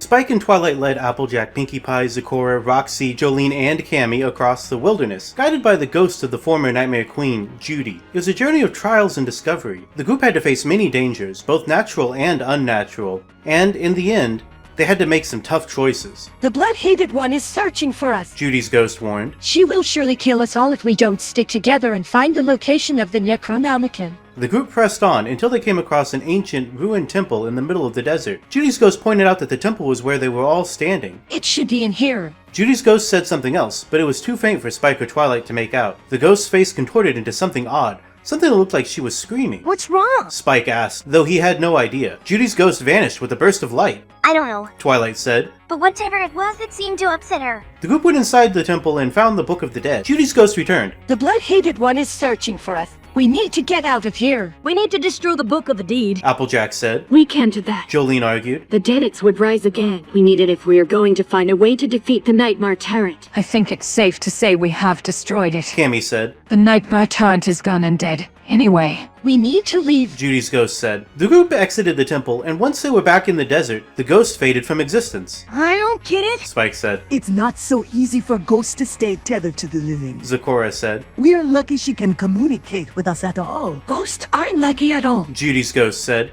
We are constantly beset by nightmares. We are tortured by the things we saw, did during our lifetimes. I can barely stand to look at myself in the mirror. if that's the case, Roxy said. then why are you helping us? Because I'm not allowed to do. The ghost said. And I'm not allowed to talk to you. Well, what are we supposed to do now? Pinkie asked. Just water and Leslie until we get killed. I wish I knew. Judy's ghost said. But we are getting close to the Nightmare Realm. I can feel it. I think that's why the Blood-Hated One has been able to track us. I think you're right. Twilight said. Why is the blood-headed one able to do anything at all? Cammy asked. Was she not slain during the First Brood War? Her head was locked away, but we don't know if that means she's truly dead. Zecora said. I fear that. With the Nightmare Realm destroyed, there's been an excess of evil energy for her to feed on. So what are we going to do? Roxy asked. We need to get to the Nightmare Realm and destroy the head of the Blood-Hated One. Judy's ghost said. But the Nightmare Realm faded away. Jolene said. It disappeared with the Nightmare Tyrant. So did the Blood-Hated One. Judy's ghost said. She's new again. We need to head east. Twilight said. That's where the Nightmare Realm will be. I think I know where we can find the Nightmare Realm. Spike said. I mean, if the Nightmare Tyrant destroyed it, then where would it be? The Nightmare Tyrant is gone. Jolene said. What? The Nightmare Tyrant was killed when we destroyed the Nightmare Realm. Then where is the Nightmare Realm? It should be here. Judy's ghost said. We just need to go in the right direction. So east? Twilight asked. Yes. Judy's ghost said. East. Are you sure about this? Cammy asked. It's just, I don't know. Feels dangerous. It is dangerous, Judy's ghost said. but it has to be done. Jenny, who's the blue-headed one? Spike asked. She used to be a vampire courtesan. The ghost said. She was beheaded by her own slave, a fallen vampire whose name is lost to history. The slave cut her head off and replaced it with a robotic one. She's still alive. Her head has been trying to reattach itself. She's searching for us. We need to get out of here. Well, what are we waiting for? Pinky said. Let's go! The group set off into the East Desert, with Judy's ghost leading the way. The sun was high overhead, and the desert was a shimmering expanse of sand. No mountains, no canyons, no nothing but endless white. I don't see anything. Roxy said. Are we lost? No, we are not lost. Judy's ghost said. I'm just not sure where we are. The Nightmare Realm should be here. So where is it? It's here. She said, pointing east. The group walked and walked, and no, they were not lost. Where are we? Pinky asked. I don't see any mountains. I don't know. Judy's ghost said. But we are not lost. So did you become the queen of nightmares in the first place? Pinky asked. It's a long story. Judy's ghost said. I was a normal mother and wife once, but things change. Not always for the better. Cammy said. I was happy living in the city of Nightfall. The ghost said. I had a husband and a daughter, but my husband fell in with the cult of the Black Fang. Pinky gulped nervously. He became convinced that he could channel the power of the sun and moon goddesses, and his research attracted the attention of many powerful beings. The ghost continued. One such being was the blood-heated one, who burned down our home and turned me into her slave. So you were a slave who became a vampire? Twilight asked. Yes. She said. My daughter was put into a coma during the attack, and he ran off with her. I don't know what happened to them after that, but somehow he used her dreams to become the Nightmare King. Who was the Nightmare Tyrant before the Nightmare Tyrant was destroyed? Cammy asked. Nobody knows. The ghost said. Perhaps he was a normal cat once, but it doesn't matter. Why not? Roxy asked. Because the blood-heated one has come back to life, and she is searching for me and the rest of you. She's searching for all of us. Is it weird we're bringing the Necronomicon right to her? Pinky asked. Why does she use it to create an army of demons? It wouldn't be her first army of darkness. Judy's ghost said. I served as her general during the Brood Wars. I'm not worried. The blood-hated one is a powerful vampire, but I am a more powerful one. Now that I'm dead, I'm free from her control. What can we do? Cammy asked. What are we going to do? I'm going to show you. Judy's ghost stopped walking. All of the others stopped with her. What is it? Roxy asked. I'm not sure. Spike said. Is it? It's a door. Cammy said. The door was made of darkness, and it was on the ground, and it was as big as a house. What is this place? Pinky asked nervously. This is my tomb. Judy's ghost said. When my home burned down, it treated a cursed location. Amethyst moved it out here to protect the citizens of Nightfall. So this is where you're supposed to... I mean us. In the ground. Pinky said. Like in a coffin. What's the problem? Judy's ghost said. I don't know. I mean, this place is... I don't want to be here. I'm not surprised. Judy's ghost said. The curse of my hatred spills from this one like a torrent of blood. I feel it even now. I can't escape this place, and I don't want to. I've accepted my fate. I don't want to be in a tomb. Pinky said. I want to be alive. We'll be fine, dear. Judy's ghost said. It's not so terrible. It's a nice shade of blue, don't you think? It's black. Pinky said. It's the color of deep nightmares. It's not so bad. Roxy said. Okay. Cammy said. I think I'll be fine. You'll be fine. Pinky said. I can't be fine. I can't be a vampire in a tomb. Judy's ghost smiled. Twilight, Dakora, can you two help to protect us before we enter? Twilight and Sakura nodded. I help too. Spike offered. It won't be a party without me. Pinky said. The ghost of Judy reached out her ghostly hand and touched the door. Be brave, my dear. She said. The house sprung up before them, burnt and blackened and twisted. We shall be fine. The others stepped through the doorway. Are you coming? Pinky called. I can't. Cammy said. What? Pinky asked. I don't know if I can be brave enough. Bullcrap. Pinky said. You can do anything. I don't know. Yes, you do. Pinky said. Now come on. Okay. Cammy said. I'm coming. She stepped through the doorway. Don't be scared. Pinky said. I'll predict you. Oh, great. Cammy said. The inside of the house was dark. The doorway led into the living room, where a fire burned in an ancient fireplace. The windows were blackened, and the roof was black, and the walls were black, and the floor was black, and the air was black. It was a dark place to be, and it was very depressing. This is my nightmare realm? Judy said grimly. It's okay. Cammy said. We're going to be fine. Pinky led Cammy over to the fireplace. I think I should light the candles. Pinky said. It makes things better. I don't think things can get worse. Cammy said. I don't know what you mean. Pinky said. But it's romantic. Pinky lit the candles with a flick of her wrist. They were a pale blue. I made these myself. She said. I thought they'd make things better. They look okay. Cammy said. They're pretty. Roxy said. Pinky placed them around the room, and the house was filled with a soft blue light. This is nice. Twilight said. I should have brought a blanket. Pinky said. It's fine. Cammy said. Okay. Pinky said. We can stay here a little bit. Great. Cammy said. I want to stay here forever. Roxy shouted. You can't. Judy said. It's not safe. But we're safe here. Pinky said. You're in the nightmare realm. Things can get dangerous here. Like what? Pinky asked. I don't know. Judy said. But the nightmare realm is a place of nightmares. The nightmare realm is a place of terrors and demons and nightmares. What are you going to do? Twilight asked. Lay out the Necronomicon, and I'll show you. Judy said. Jolene placed the Book of the Dead on the floor, while Judy walked over to a bookshelf and pulled out a large book. The nightmare realm is my nightmare. Judy said. But I have no fear of it. Not anymore. Judy opened the book. A deep red light shone from it, and it was filled with words that were black and white and red. She laid it next to the Book of the Dead. I'm not afraid of it anymore. Judy said. Now it is my nightmare too. Judy sat down on the couch. Now close your eyes. Judy said. And prepare yourself for a journey into the darkest corners of your mind. Are you sure this is safe? Cammy asked. It is as safe as can be. Judy said. Okay. Judy sat down on the couch. Good luck! Pinky said. We need all the luck we can get. Judy said. Judy closed her eyes. The group shut their eyes too, and they all felt a wave of cold go through them. You can always open your eyes. Zecora said. No, this is nice. Twilight said. We're going to get a chance to see what's in our nightmares. But we might not like it. Spike said. The group shut their eyes and prepared themselves for the journey. They floated up from the floor, and they were not afraid of falling anymore. They floated up through the air, and the pain was gone.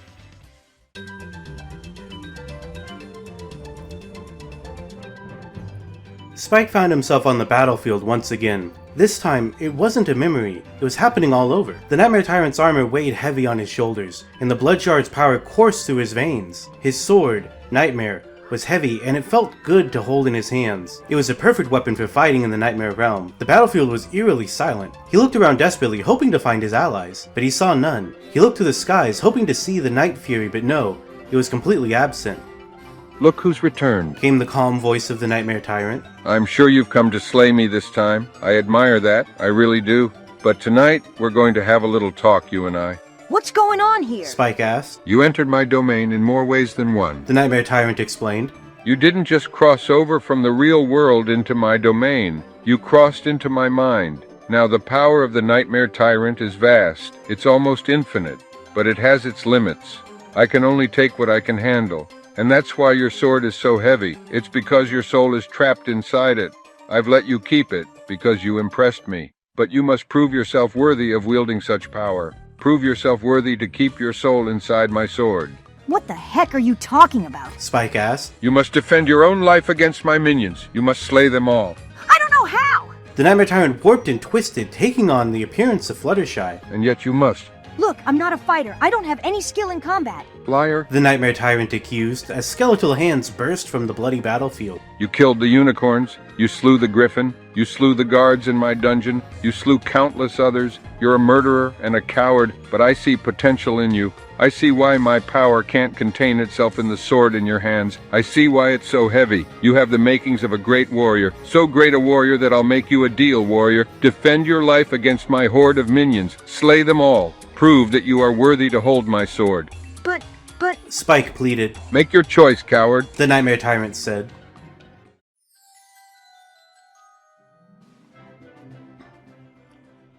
Applejack was dead. She'd been beaten to death by the orb of the Nightmare King. Her body lay cold and still on the forest floor. No one would mourn her passing. Not the stallions who'd once been her best friends. Not her friends at all. Not even the mules who'd shared her every task, her every hardship. She stood over her corpse and wept. I feel sick. The words came out in a sob. I feel sick to my stomach.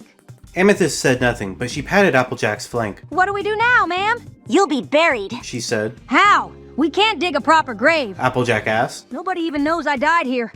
What would you give for a second chance? Amethyst asked. What? If you had a chance to save your friends, would you take it? I don't know. Would you? Yes. You'll forget almost everything, but I can bring you back to life. No! Applejack cried. I can't do that! You know what would happen! I'd die a second time! I won't live that way! Amethyst nodded. I understand. She reached into her cloak and pulled out a jar. It was covered with cobwebs and dirt, and it took her 2 tries to open it. Once it was open, she tipped it over and dirt spilled out. Do what you have to, but I have a jar that'll bring you back.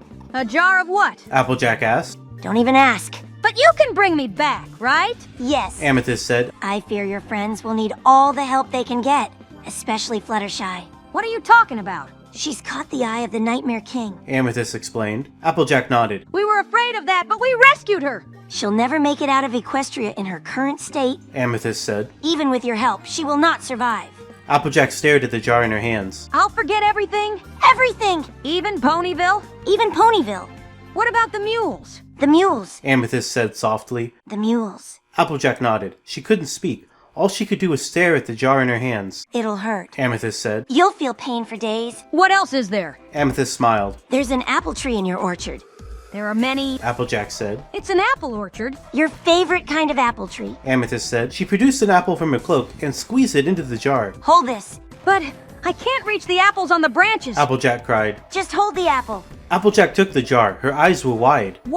What will happen? The Nightmare Realm will be purged. Amethyst said. Just stay the path. How? Just stay the path. Amethyst leaned forward and pressed her lips against Applejack's. She whispered a short chant and her lips were sealed. Goodbye, Applejack.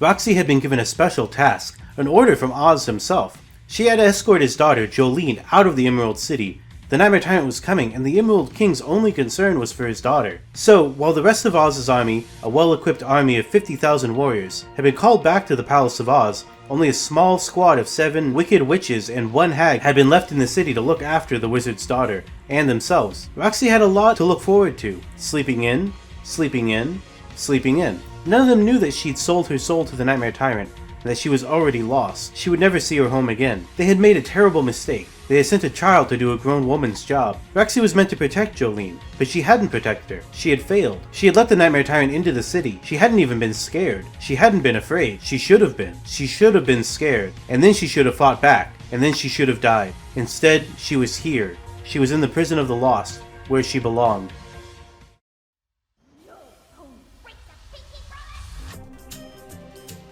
There was no laughter, no joy, no smiles, and no happy ending. Pinkie Pie's nightmare wasn't pretty. She'd been right. She had no friends. Not truly. Only the Black Fang, and they had deserted her. The circus had left town. She'd been found and dragged back to the farm, and then the nightmare had begun. Where is everyone? Pinkie pleaded. Where are my friends?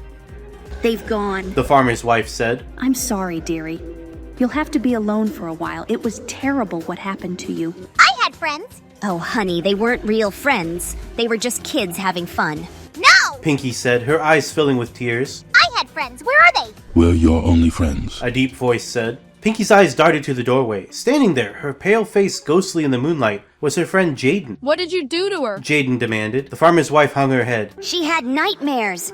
We thought it would stop if you left. It's been weeks and she's still screaming.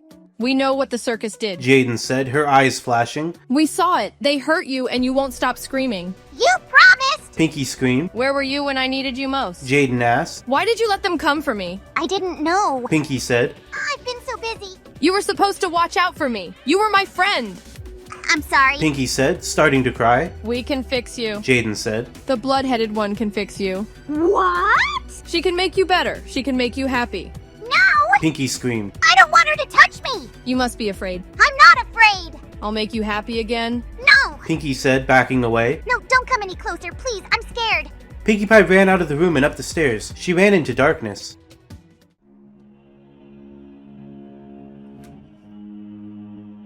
Jolene had been traded to the Nightmare Tyrant by the traitor Roxanne. Though she was just a baby at the time, she'd grown into a powerful fighter and skilled water adept. She now served the Nightmare Tyrant as a bodyguard, standing at his side in the shadows, watching the world go by as he unleashed his terror upon it. The Nightmare Tyrant seemed to prefer to have Jolene near him at all times. He was obsessed with her, and she soon learned to never go anywhere without her beloved Dark Lord nearby. Night after night she stood by him, protecting him from all harm, for she was his greatest weapon. If anyone dared to challenge him, Jolene would kill them without a second thought, using all her fury and her unearthly strength to obliterate her enemy. She would do anything to ensure that the Nightmare Tyrant lived forever. Yet she often wondered if he would live forever. She had heard rumors that he had once been immortal, a simple cat. She wondered if the Nightmare Tyrant might one day be gone, replaced by a human being. But that was a thought that would only distract her from her duty. The Nightmare Tyrant was always her master. He was her lord and king, and he was eternal. And so she lived in the shadows, hidden in the darkness, as the world went mad around her.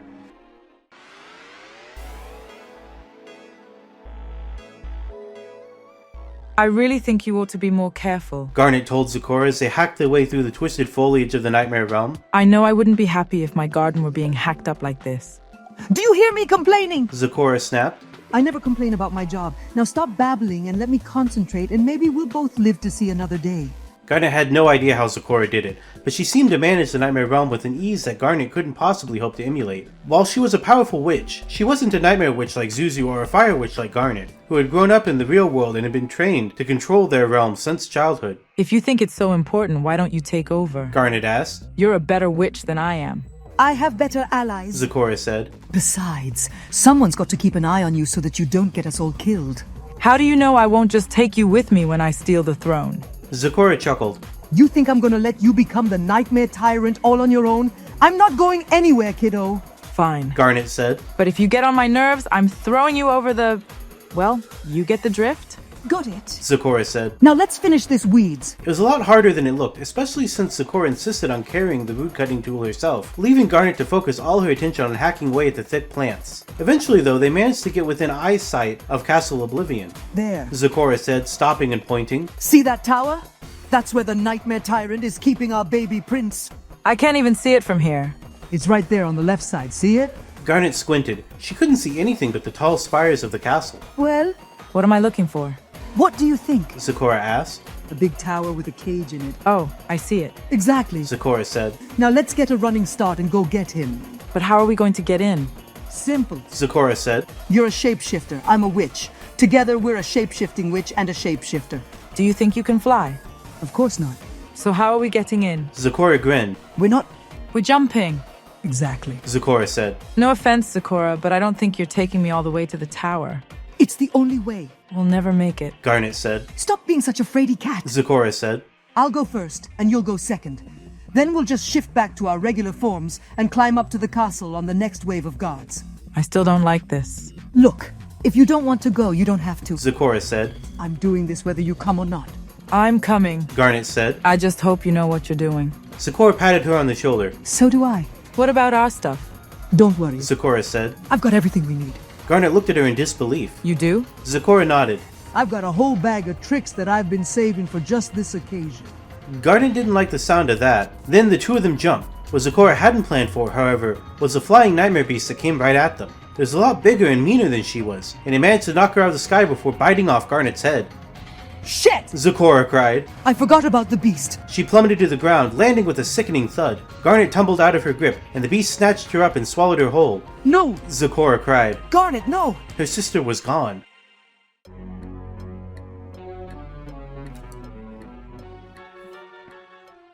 Twilight Sparkle opened her eyes and found that she had become Nightmare Moon. The Nightmare King laughed as he filled her with the power of nightmares. She would be his greatest weapon, used to destroy those who stood against him. She saw that there was no escape, and so she would do whatever was required of her. She made her choice. Nightmare Moon, you must become Nightmare Moon. The Nightmare King said. You must use your powers to spread nightmares to every corner of this world. I understand. She said. Do you? He asked. I do. She said. Then let's begin. Nightmare Moon's eyes began to glow. She looked up at her father, and he touched her, causing her to smile. She flew into the sky, laughing and approaching the castle of the sun and moon goddesses. There were two entrances, one facing the sun, one facing the moon.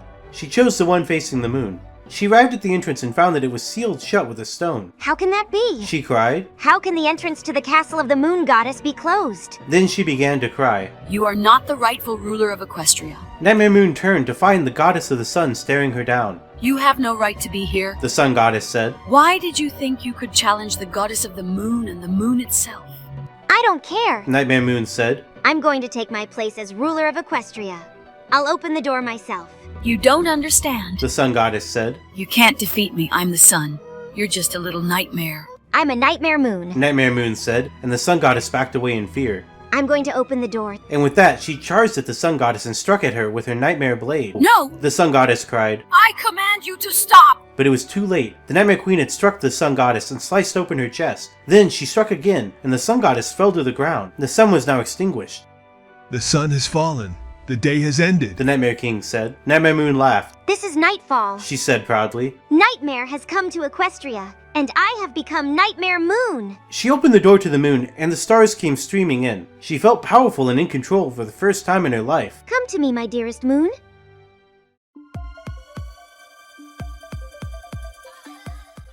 Cammy looked around her room. There was no one else there. She could tell that this was true by the silence. She also knew that this was true because she could see through the curtains. There was no sun and no moon, just black. She could see everything and she knew she was alone. This was the dream. This was the nightmare. Hello. A voice said, but Cammy couldn't see who it was. I'm here to help you. She knew this voice. It was the voice of her friend, Chun-Li. Chun-Li was real, and she was here to help. And that meant something. Now listen. The voice continued. I've been watching you suffer.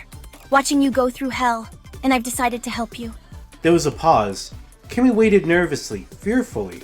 The dream began to fade. She wanted it to come back, but she didn't want to miss the ending. I'm going to take your place. The voice said. I'm going to be you. I'm going to go through the same hell you went through. But when I beat the bad guy, I'm going to wake up. And you will too.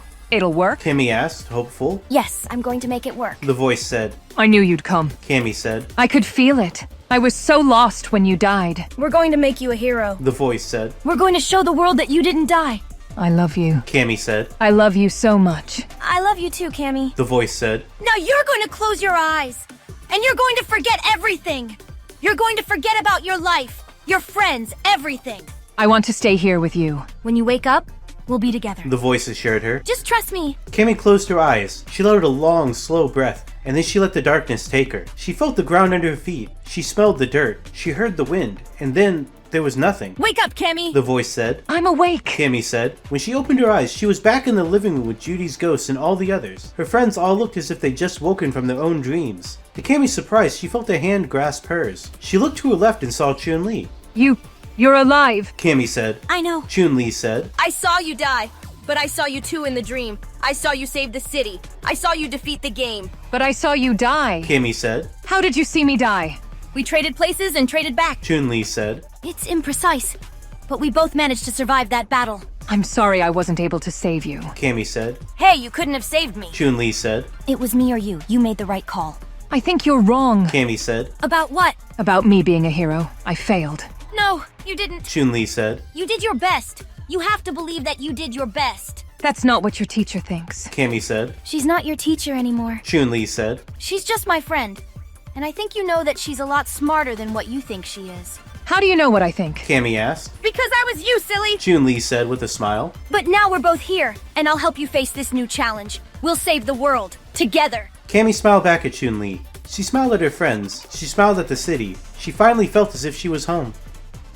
Judy's ghost closed the books as Spike, Twilight, Applejack, Pinkie Pie, Zecora, Roxy, and Jolene all recovered from their trips into their own nightmares. The ghost's eyes wandered over to Cammy, however, and the strange visitor she'd pulled from her nightmare. This is my best friend, Chun-Li. Cammy explained. She died next to me in battle several years ago, but somehow she found me in my nightmare and managed to escape with me. That's amazing. Twilight said, stumbling over her words.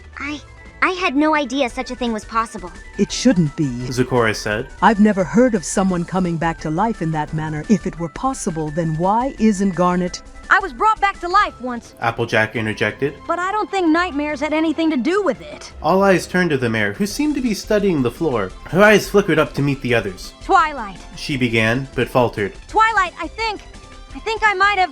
What? I think I might have been in love with you, Twilight. Twilight stared at Applejack, her eyes watering. I'm sorry, I didn't mean to... It's fine. Twilight said, sniffling. I'm fine. I'm sorry. It's fine. She repeated. Really? I'm fine? Applejack shook her head, her eyes misting with tears. I was just so lonely, you know?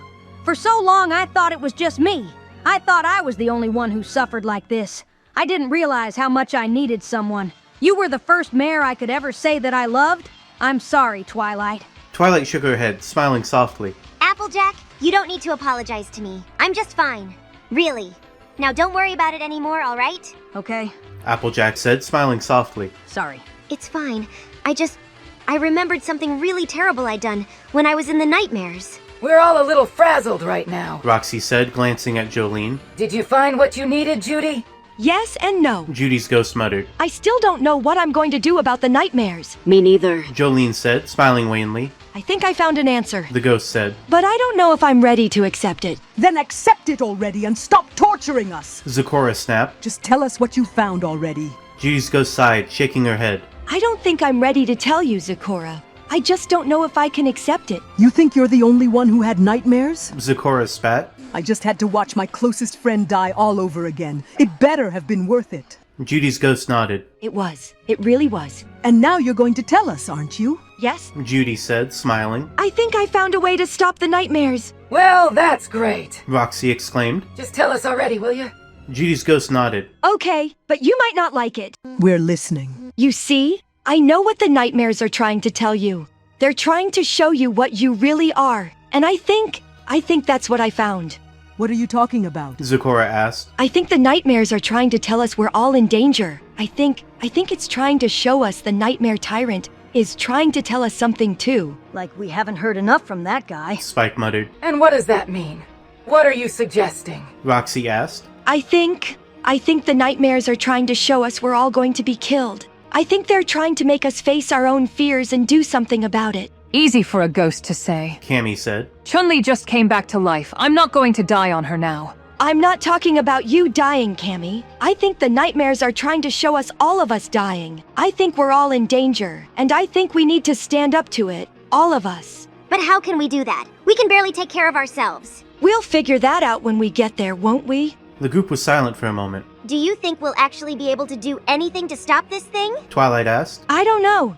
The blood-headed one is an ancient evil. One that none of us can understand. Judy's ghost admitted. But I do know we can't let her kill us. We won't be able to rest in peace if we do. How are we going to do this exactly? Roxy asked. I don't know yet, but I think I've got something in mind. You still haven't told us what this something is. Zecora pointed out. I think we need to find the nightmare tyrant. What? How? How are we going to find him when he's supposed to be dead?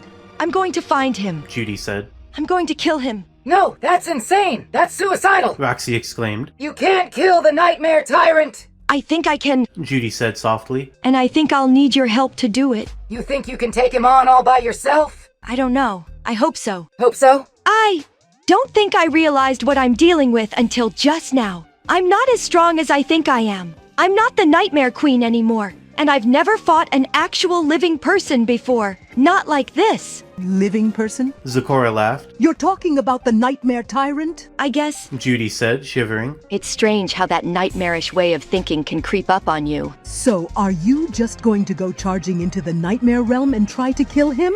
No, I'm going to go try to talk to him. What? You don't even know if that'll work? I think it will. Judy said. But I have to try. I can't let all of us die. Not if I can help it. Judy, I don't know if that's such a good idea. Zecora said. If we don't try, we'll all die anyway. I can't let that happen. I can't. Judy burst into tears and buried her face in her hands. Her friends stared at her for a moment at the sobbing form of their friend and mentor. Judy, we're really sorry. Twilight said, reaching out to touch her. However, her hoof went right through Judy's ghostly body. It's okay, Twilight, she said through her tears. It's not your fault. After a few minutes, Judy regained her composure. If we can't go to the Nightmare Tyrant for help, and we can't evade the Blood-Headed one forever, then there's sadly only one man we can turn to. She said at last. Who? The only other being who knows what it's like to fight the Nightmare Realm. The only other being who can help us. What? What are you talking about? The Nightmare Tyrant is our father. What? No, that's insane. Nightmare Realm parents don't exist. They're figments of our nightmares. Zecora exclaimed. The Nightmare Tyrant is real. He's my father. And he's your father, too. No! I've never seen him! How do you know this? How can you be sure? I've seen him. In my nightmares. I think I've always seen him. When I was the Nightmare Queen, he told me who my mother was. Judy, this is crazy. I've never heard anything like this. How could you possibly know this? I don't know how I know it, but I know it to be true. We need to get her out of here. Twilight said. The negative energy of this place is fucking with her mind. I know. Judy said. I know, but I have to try. I have to see if he'll help us. I have to see if he knows how to stop this thing. Who? Applejack asked again. The Great Morbius. Michael. You're going to talk to your maker? Zecora asked. But that's insane. He'll never speak to you. He'll kill you. How can you be sure? I can't, but I have to try. I have to see if he'll help. We'll come with you. Twilight said. You will? You'll help me? Of course we will. Roxy said. We can't let you go all by yourself. And I have a terrible feeling about this. I think it's worth a try. Applejack said. We'll come to. Chun-Li added, taking Cammy's hand. Okay. Judy said. I'll try to get us to him. We'll get him out of there. Then we'll come with you to the Nightmare Realm.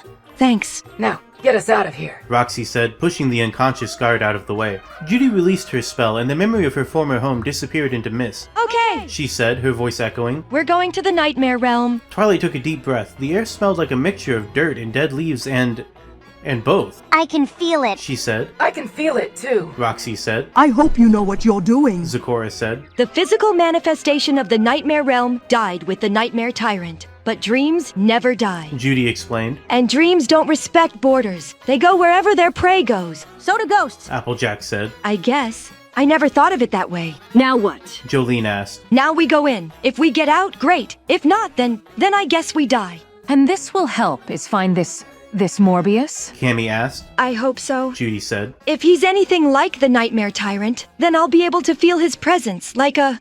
A heat? Yeah, like a heat, like the sun. Judy closed her eyes and her body became hot, burning with energy.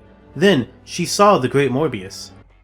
He was standing on the sun. That's insane. Twilight said, staring at her friend in horror. I know. There's no such thing as the sun in the Nightmare Realm. I know. This is a figment of our imaginations. I know. Oh, Morbius, I am so sorry. What's happening? Cammy asked. In her mind's eye, she saw the sun disappear. In its place, a void, a black hole, a gaping maw stretching to the heavens. The Nightmare Realm is absorbing the sun. Judy explained. Oh dear God, we're going to die. Zecora exclaimed. We're not gonna die. Judy said, surprising herself. We're going to survive. How are we going to survive the sun?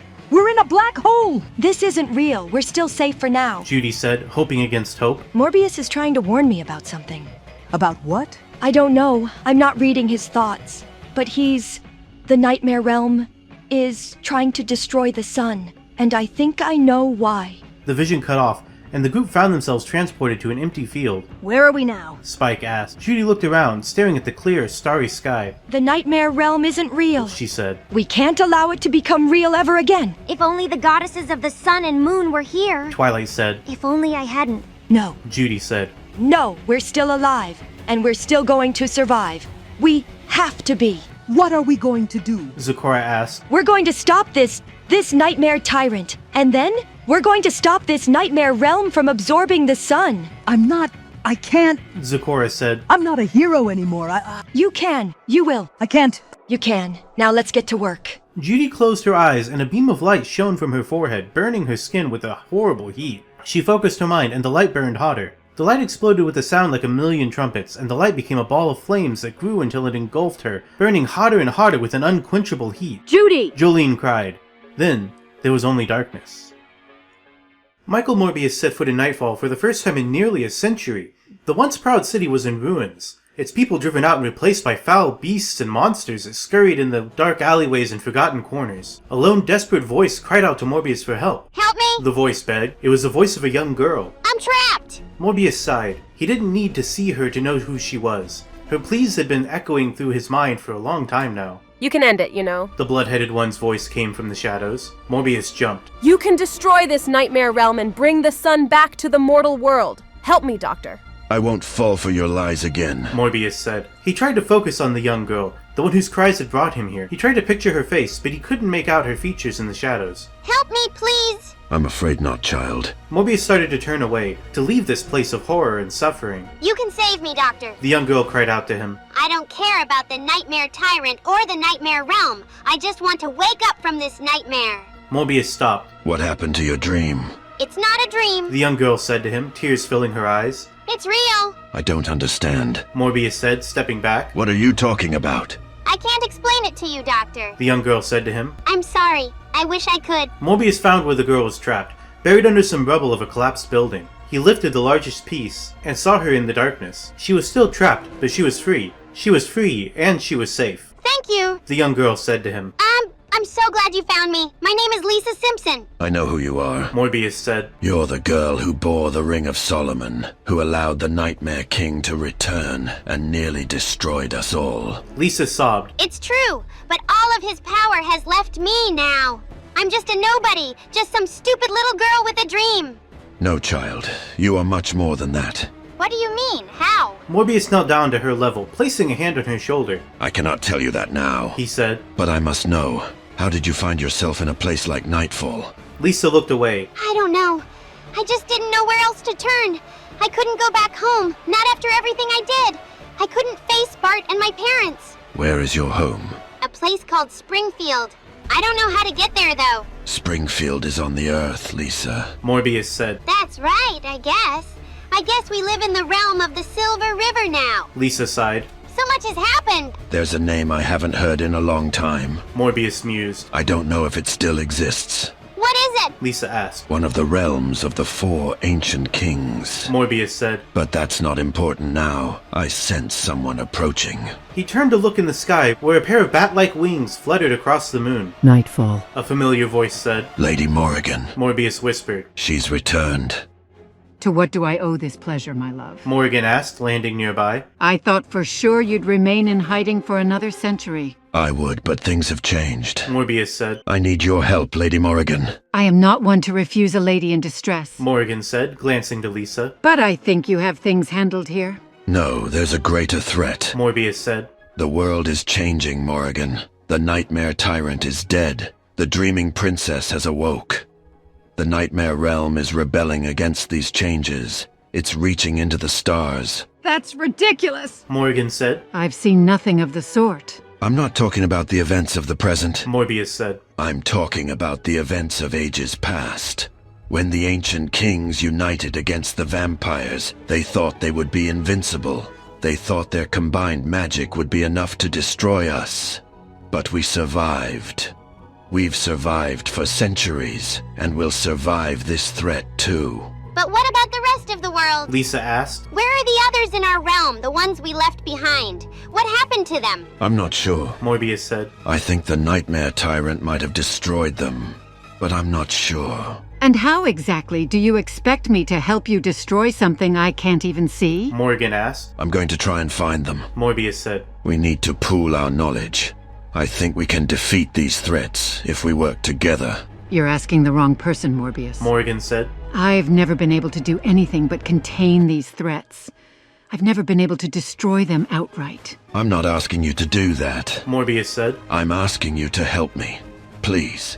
If you know of anything we can use against them, any way we can help stop this threat, I need to know. The fate of the world is at stake. Lisa looked scared. I don't understand any of this. I just want to go home. I know, child. Morbius said. Let us take you home first. Perhaps the King of the Silver River can offer some aid as well. Lisa wiped the tears from her eyes. I think I'm ready to go home now. Then let us travel to the Lost Realm. Morrigan said. I think we need to have this discussion face to face. Lisa looked at Morrigan, fear etched on her face. Do you think Bart can forgive me? Lisa, I don't know. Morrigan said. But I think that you will need all the help you can get if you hope to save the world. Well then, Morbius said, gesturing towards the Nightfall gates. Let us begin our journey home. The journey was long and arduous. The trio flew through the endless black night, Morrigan at the helm of the vessel she'd stolen from the Nightmare Tyrant. Lisa slept most of the time, exhausted from all that had transpired. Morrigan stayed by her side. How long until we get there? Lisa asked, her eyes still heavy with sleep. We'll arrive by sunrise. Morrigan replied. Lisa nodded, drifting off to sleep. When she awoke, she was in her bed back at the castle, her mother by her side. I'm so glad you're home, Lisa. Marge said. Those nice vampires brought you in. Everything is going to be all right now. Lisa smiled, and even though it was the first time she'd smiled in months, it was genuine. I'm glad to be home too, Mom. Lisa's smile faded as she thought of all the things that had happened in the last few weeks. She sat up and looked at her mother, suddenly feeling an overwhelming sadness. Mom! She began, tears threatening to fall. I'm so sorry I left you and Dad behind. I know I couldn't have done it without a reason, but I'm so sorry I left you behind. There! Marge said, patting her head. Bart says the Ring of Solomon was controlling you, that it wasn't your fault. But it was my fault. Lisa insisted. I let it control me because it felt good. It felt good to be powerful. No, sweetie, it wasn't your fault. You were under its spell, just like I was when the tyrant kidnapped us. Lisa nodded. She didn't believe her mother, but she knew better than to argue with her about it. I want to make things right again. Lisa said. I want to make things better for all of us. I want to make things better for you and Dad. I know you do, sweetie. Marge said. But first, your little friend wants to see you. My friend? She came by looking for you about a week ago, and we've let her stay here until you returned. Marge explained. Lisa smiled. She couldn't wait to see her friend again. Is she? Lisa began, trailing off. It's me, Lisa. Meg said, stepping into the room bashfully. I'm so happy to see you again. Lisa leapt out of bed and hugged Meg. I'm so glad to see you too, Meg. I missed you so much. I know. Meg smiled. We've got a lot to catch up on. Yeah, let's go downstairs. Lisa said, pulling away from Meg and heading for the door. In a minute. Marge said. I'm just going to check on your father. He's been through a lot recently. What happened? Lisa asked, concern etched on her brow. It's nothing, honey. Marge said. Go see Meg. Lisa nodded and hurried out of her room, down the hallway, and to the stairs. Meg followed close behind, her eyes wide with wonder. When Lisa reached the bottom of the stairs, she turned around to give Meg another hug. I'm glad you're here too. Lisa said. I really missed you, Meg. Meg smiled. So did I. Lisa smiled, and the two girls hurried out of the castle, into the forest, and to the clearing. Hey guys. The duo turned to see that there was another figure in the clearing, one that they hadn't seen in quite some time. Luz? Meg asked, her eyes widening. Yeah. The figure replied. It's me. Lisa and Meg stared at the ghost of their friend, stunned. Lisa was at a loss for words, while Meg's eyes began to tear up. I'm so sorry, Luz. Meg said. I know I should have told you about this place, but I was afraid. I know, Meg. I get it. I really do. Are you really here, or am I just dreaming? Lisa asked. I'm really here. Luz said. I can't believe I get to see you guys again. I've missed you so much. We missed you too. Meg said. So what happened to you? Lisa asked. I died. How? I don't know. You just what? Fell through a hole in the sky. I didn't land hard, and I didn't die straight away, but I died eventually. That's crazy. Lisa said. I know. Luz replied. But it's also kind of awesome, isn't it? I guess. Meg said. So are you happy to be here? Lisa asked. I'm happy to be here with you guys. Luz said. I'm actually here to talk to you about something. Is it about the ghost apocalypse? Meg asked. Yeah. Luz said. But it's more important than that. What is it then? Lisa asked. I want you girls to find a way to bring me back to life. Lisa and Meg stared at Luz in shock. Bring you back to life? Meg asked. But how? I mean, how could we bring back someone who's been dead? I don't know. Luz replied. I only know it's possible. But Lisa said. You died. How could we bring you back? Because it's possible. Meg said. That's all that matters. She's our friend, Lisa. I know. Lisa said. And she's a ghost. I know. Meg said. Luz looked at the girls. I have faith that you can do it. I know you will. So will you? Lisa and Meg looked at each other, then looked at the ghost of their friend. The decision was made. Yes, Luz. Meg said. We'll try. We promise. Lisa added. Luz smiled, a genuine, warm, and comforting smile. Thanks, girls. I really appreciate it. We're glad to help. Lisa said. So. Meg said. Ghost apocalypse, what's the plan? Lisa shook her head in disbelief. I think I know someone who can give us some answers. Let me tell my parents, and we'll head out to see the butt witch. Okay. Meg said. Meg and Lisa walked back to the castle and returned upstairs. They washed their hands, changed into their best outfits, and headed downstairs again.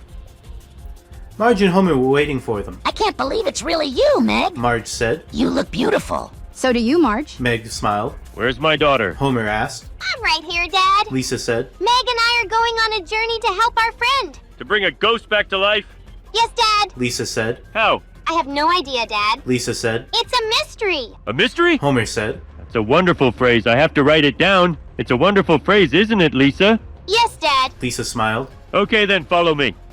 Homer led the way to the kitchen, where a very worried-looking Bart was waiting. Bart! Homer said. Have you seen my good china? No, sir. Bart said. Well, look sharp, boy. We're going to the East Coast. For what reason, sir? Bart asked. I'm going to invite President Clinton to dinner. Homer said. Oh, Dad. Bart said. Clinton only eats ketchup on his burgers. So what? I'm offering him caviar and champagne. Now get the china. I'm sure there's some in the hall closet. Okay. Lisa and Meg left Homer to whatever it was he was planning with Bart, and returned to Marge. Will you two be safe on your own? Marge asked, concerned. Oh, we'll be fine, Marge. Meg said. I hope so. Lisa added. Because I don't want to have to drag you home if something happens. Maybe I should go with you. Marge said. No, Mom. Lisa said. You stay here. You have to stay here and take care of Bart. Meg and I will be back by nightfall. I promise. You two really promise? We promise, Marge. Meg said. Okay, then. Marge said. Off you go. Lisa and Meg walked out of the castle and back into the bright sunlight. They walked in silence for a moment, then Lisa said, This is the most ridiculous thing I've ever been part of. How are we going to pull off the greatest adventure of all time? I don't know. Meg said. But we're going to give it our best shot. We'll do it together. Luz said, appearing behind them. She put her arms around the shoulders of her best friends. We're going to do it together. I know you will. I love you, Lisa. Meg said. I love you, Meg. Lisa replied. They hugged again and returned to the road. They continued walking towards the trees. They could see the edge of the Lost Realm in the distance, but they were determined to reach it before the sun set. Discord paced idly about the throne room of Castle Oblivion. It had been several days since his queen had left, and he was getting worried. His eyes lit up, however, as the front gates opened. Stepping through them was not only Fluttershy and her entourage, but several new faces. Fluttershy! He cried, running up to hug the Nightmare Queen. Who are all these people? This is Jenny and Nora Wakeman, Anne and Beatrice. Fluttershy explained, pointing to each in turn. And this is the Snow Queen Elsa, and this... Fluttershy pulled a young blonde girl in front of her, smiling. ...is the Dreaming Princess herself, Karen. I don't... The young girl couldn't speak. I can't... You're the only one who can stop the Nightmare Realm from devouring the sun, dear. But... The girl cried. I'm only a little girl. How can I... You can do it, Fluttershy said, giving her a hug. But how? Just imagine the sun melting. See it burning. Feel it in your skin. Imagine what it would be like if you were inside it. A fiery ball of burning pain. Imagine what it would be like if you could feel everything around you being burned up. I think I get it. The girl said, taking a few steps back. But that sounds very unpleasant. You have to. Fluttershy urged. You have to stop the Nightmare Realm from swallowing up the sun, or else it will be lost to us all. I'll try. The girl said. Good girl. Fluttershy turned to the others. We're going to go meet Applejack right now. We'll be needing all the help we can get. Wait! The girl said, clutching at her stomach. I need to go inside the Nightmare Realm for a minute. No, you can't. Not yet. But I need to go. You'll be fine. Fluttershy said, giving her a reassuring squeeze on the shoulder. Fluttershy, my queen. Maleficent said, stepping forward. If I may, perhaps you should listen to the child. Of course. Fluttershy said. I want to go with you, Fluttershy. The girl said, her eyes filling with tears. I want to help you. I know you do, dear. But you'll have to wait. I have to go get Applejack, Twilight, and the others. I can take you both with me. It will be a simple matter. Maleficent suggested. With the Dreaming Princess's help, I can teleport us right to them. Very well. Fluttershy relented. How can she help? Her connection to the Nightmare Realm and the Land of Dreams will let me bypass the material world. Maleficent explained. We'll be able to pass through solid objects, and I'll be able to move the three of us to where the others are. Oh, that's fantastic. Fluttershy exclaimed. We don't have to go through the normal way. If we go straight to Twilight, we should reach her in no time. Maleficent said. I wonder what she's doing. Fluttershy mused. I'm sure she's doing her best to stop the Nightmare Realm. Maleficent replied. I hope so. Fluttershy said. We need her. Fluttershy and Karen both approached Maleficent, and Maleficent's staff glowed with green magical energy. Are you ready? She asked. I'm as ready as I'll ever be. Fluttershy said. Karen, are you ready? I'm ready. Then let's do this. Maleficent said. The three of them vanished from the throne room, transported across time and space to Twilight's exact location. To Fluttershy's shock, they reappeared in a black void, with Twilight and her group nearby. Twilight, where are we? Fluttershy asked. The Nightmare Realm. Twilight replied. Where else do you think? I don't know. Fluttershy said, shaking her head. It's all a bit surreal. How do you feel? Confused, worried, scared, excited, worried about the future, worried about the past. That's normal. Twilight said. Just don't worry about any of that. Right now we need to focus on the future. But Twilight cut Fluttershy off. We're going to find a way to defeat Nightmare. We're going to find a way to save every pony from it. The last thing we knew, the original Nightmare Queen was warning us of the Nightmare Realm absorbing the sun.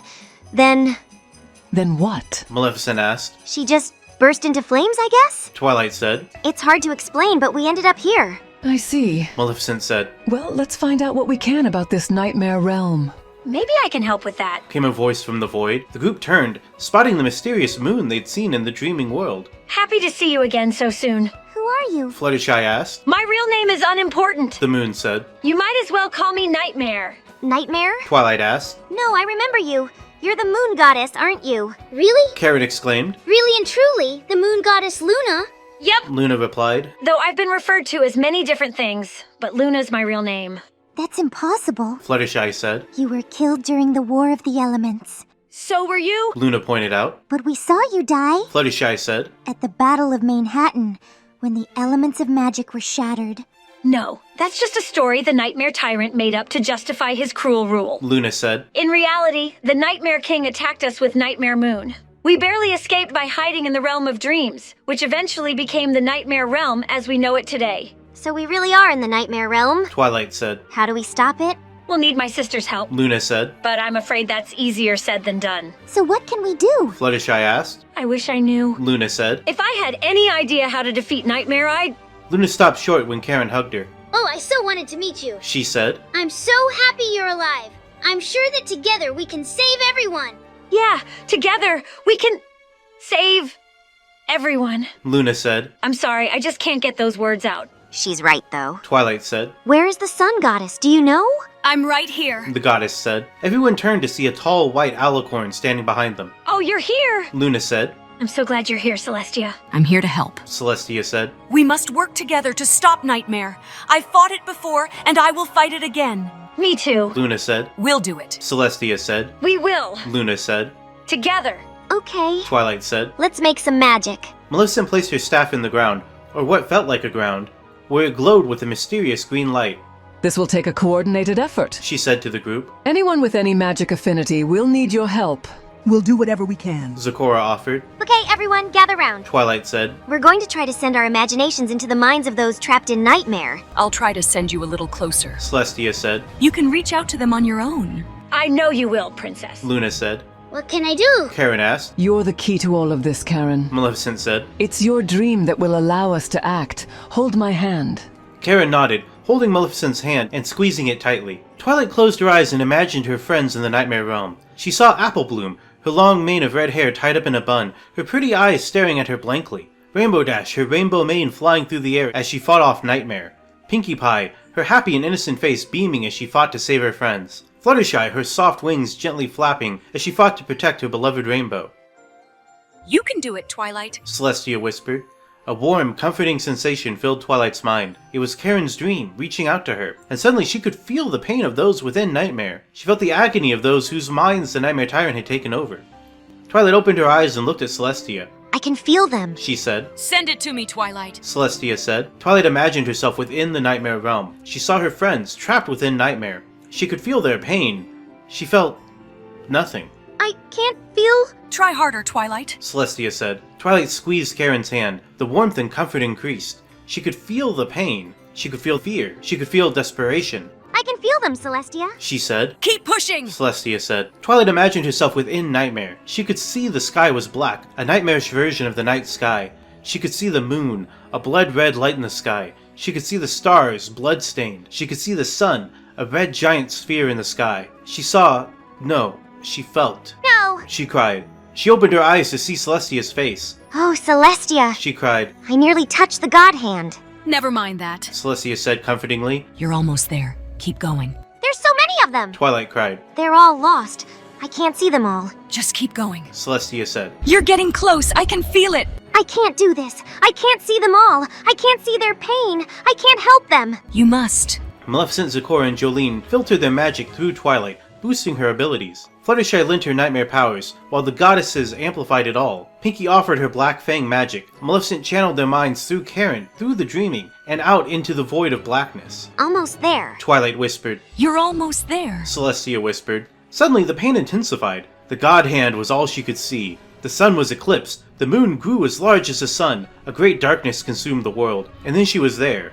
She was there. She was there! I'm inside Nightmare. She cried. I'm right there. Then touch them! Celestia cried. Twilight had no time to respond. The pain of the Nightmare Realm was so great, so intense, that she could only close her eyes and push through it. She pushed through the pain, the fear, the desperation, and the helplessness. I'm there. She whispered. I'm there! Yes. She felt a presence, and then she felt. It was Mordecai.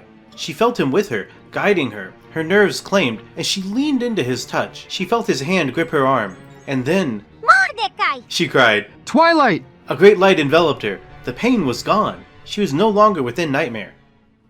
She was... in the real world. She was back. She couldn't speak. She couldn't breathe. You're back! He said. You're back. You did it, Twi. You saved them. You saved us all. A great cheer went up from her friends in the real world. With tearful eyes, she turned to look at Celestia, who smiled at her and nodded. I knew you could, Celestia said. Mordecai stepped forward and hugged her. Twilight wrapped her arms around his neck and held on tight. I love you, she whispered. I love you too, Twi. He whispered. She looked to her left. Pinkie Pie was crying and hugging her. Applejack and Spike were there too, both hugging her tightly. I'm so glad you're back, Twilight! Applejack sobbed. We couldn't have done it without you, Twi. Fluttershy added. You really did it. Jolene said. You're back! Roxy cried. 1,000 voices cried out to her. She held them all in her heart. I'm back, Twilight said, barely believing it herself. She'd brushed up against something so big, so powerful that it felt like 100 years had passed. She had 1,000 missed messages, 1,000 lost memories, 1,000 things she wanted to say. But those would have to wait, because this was real. Her friends were real.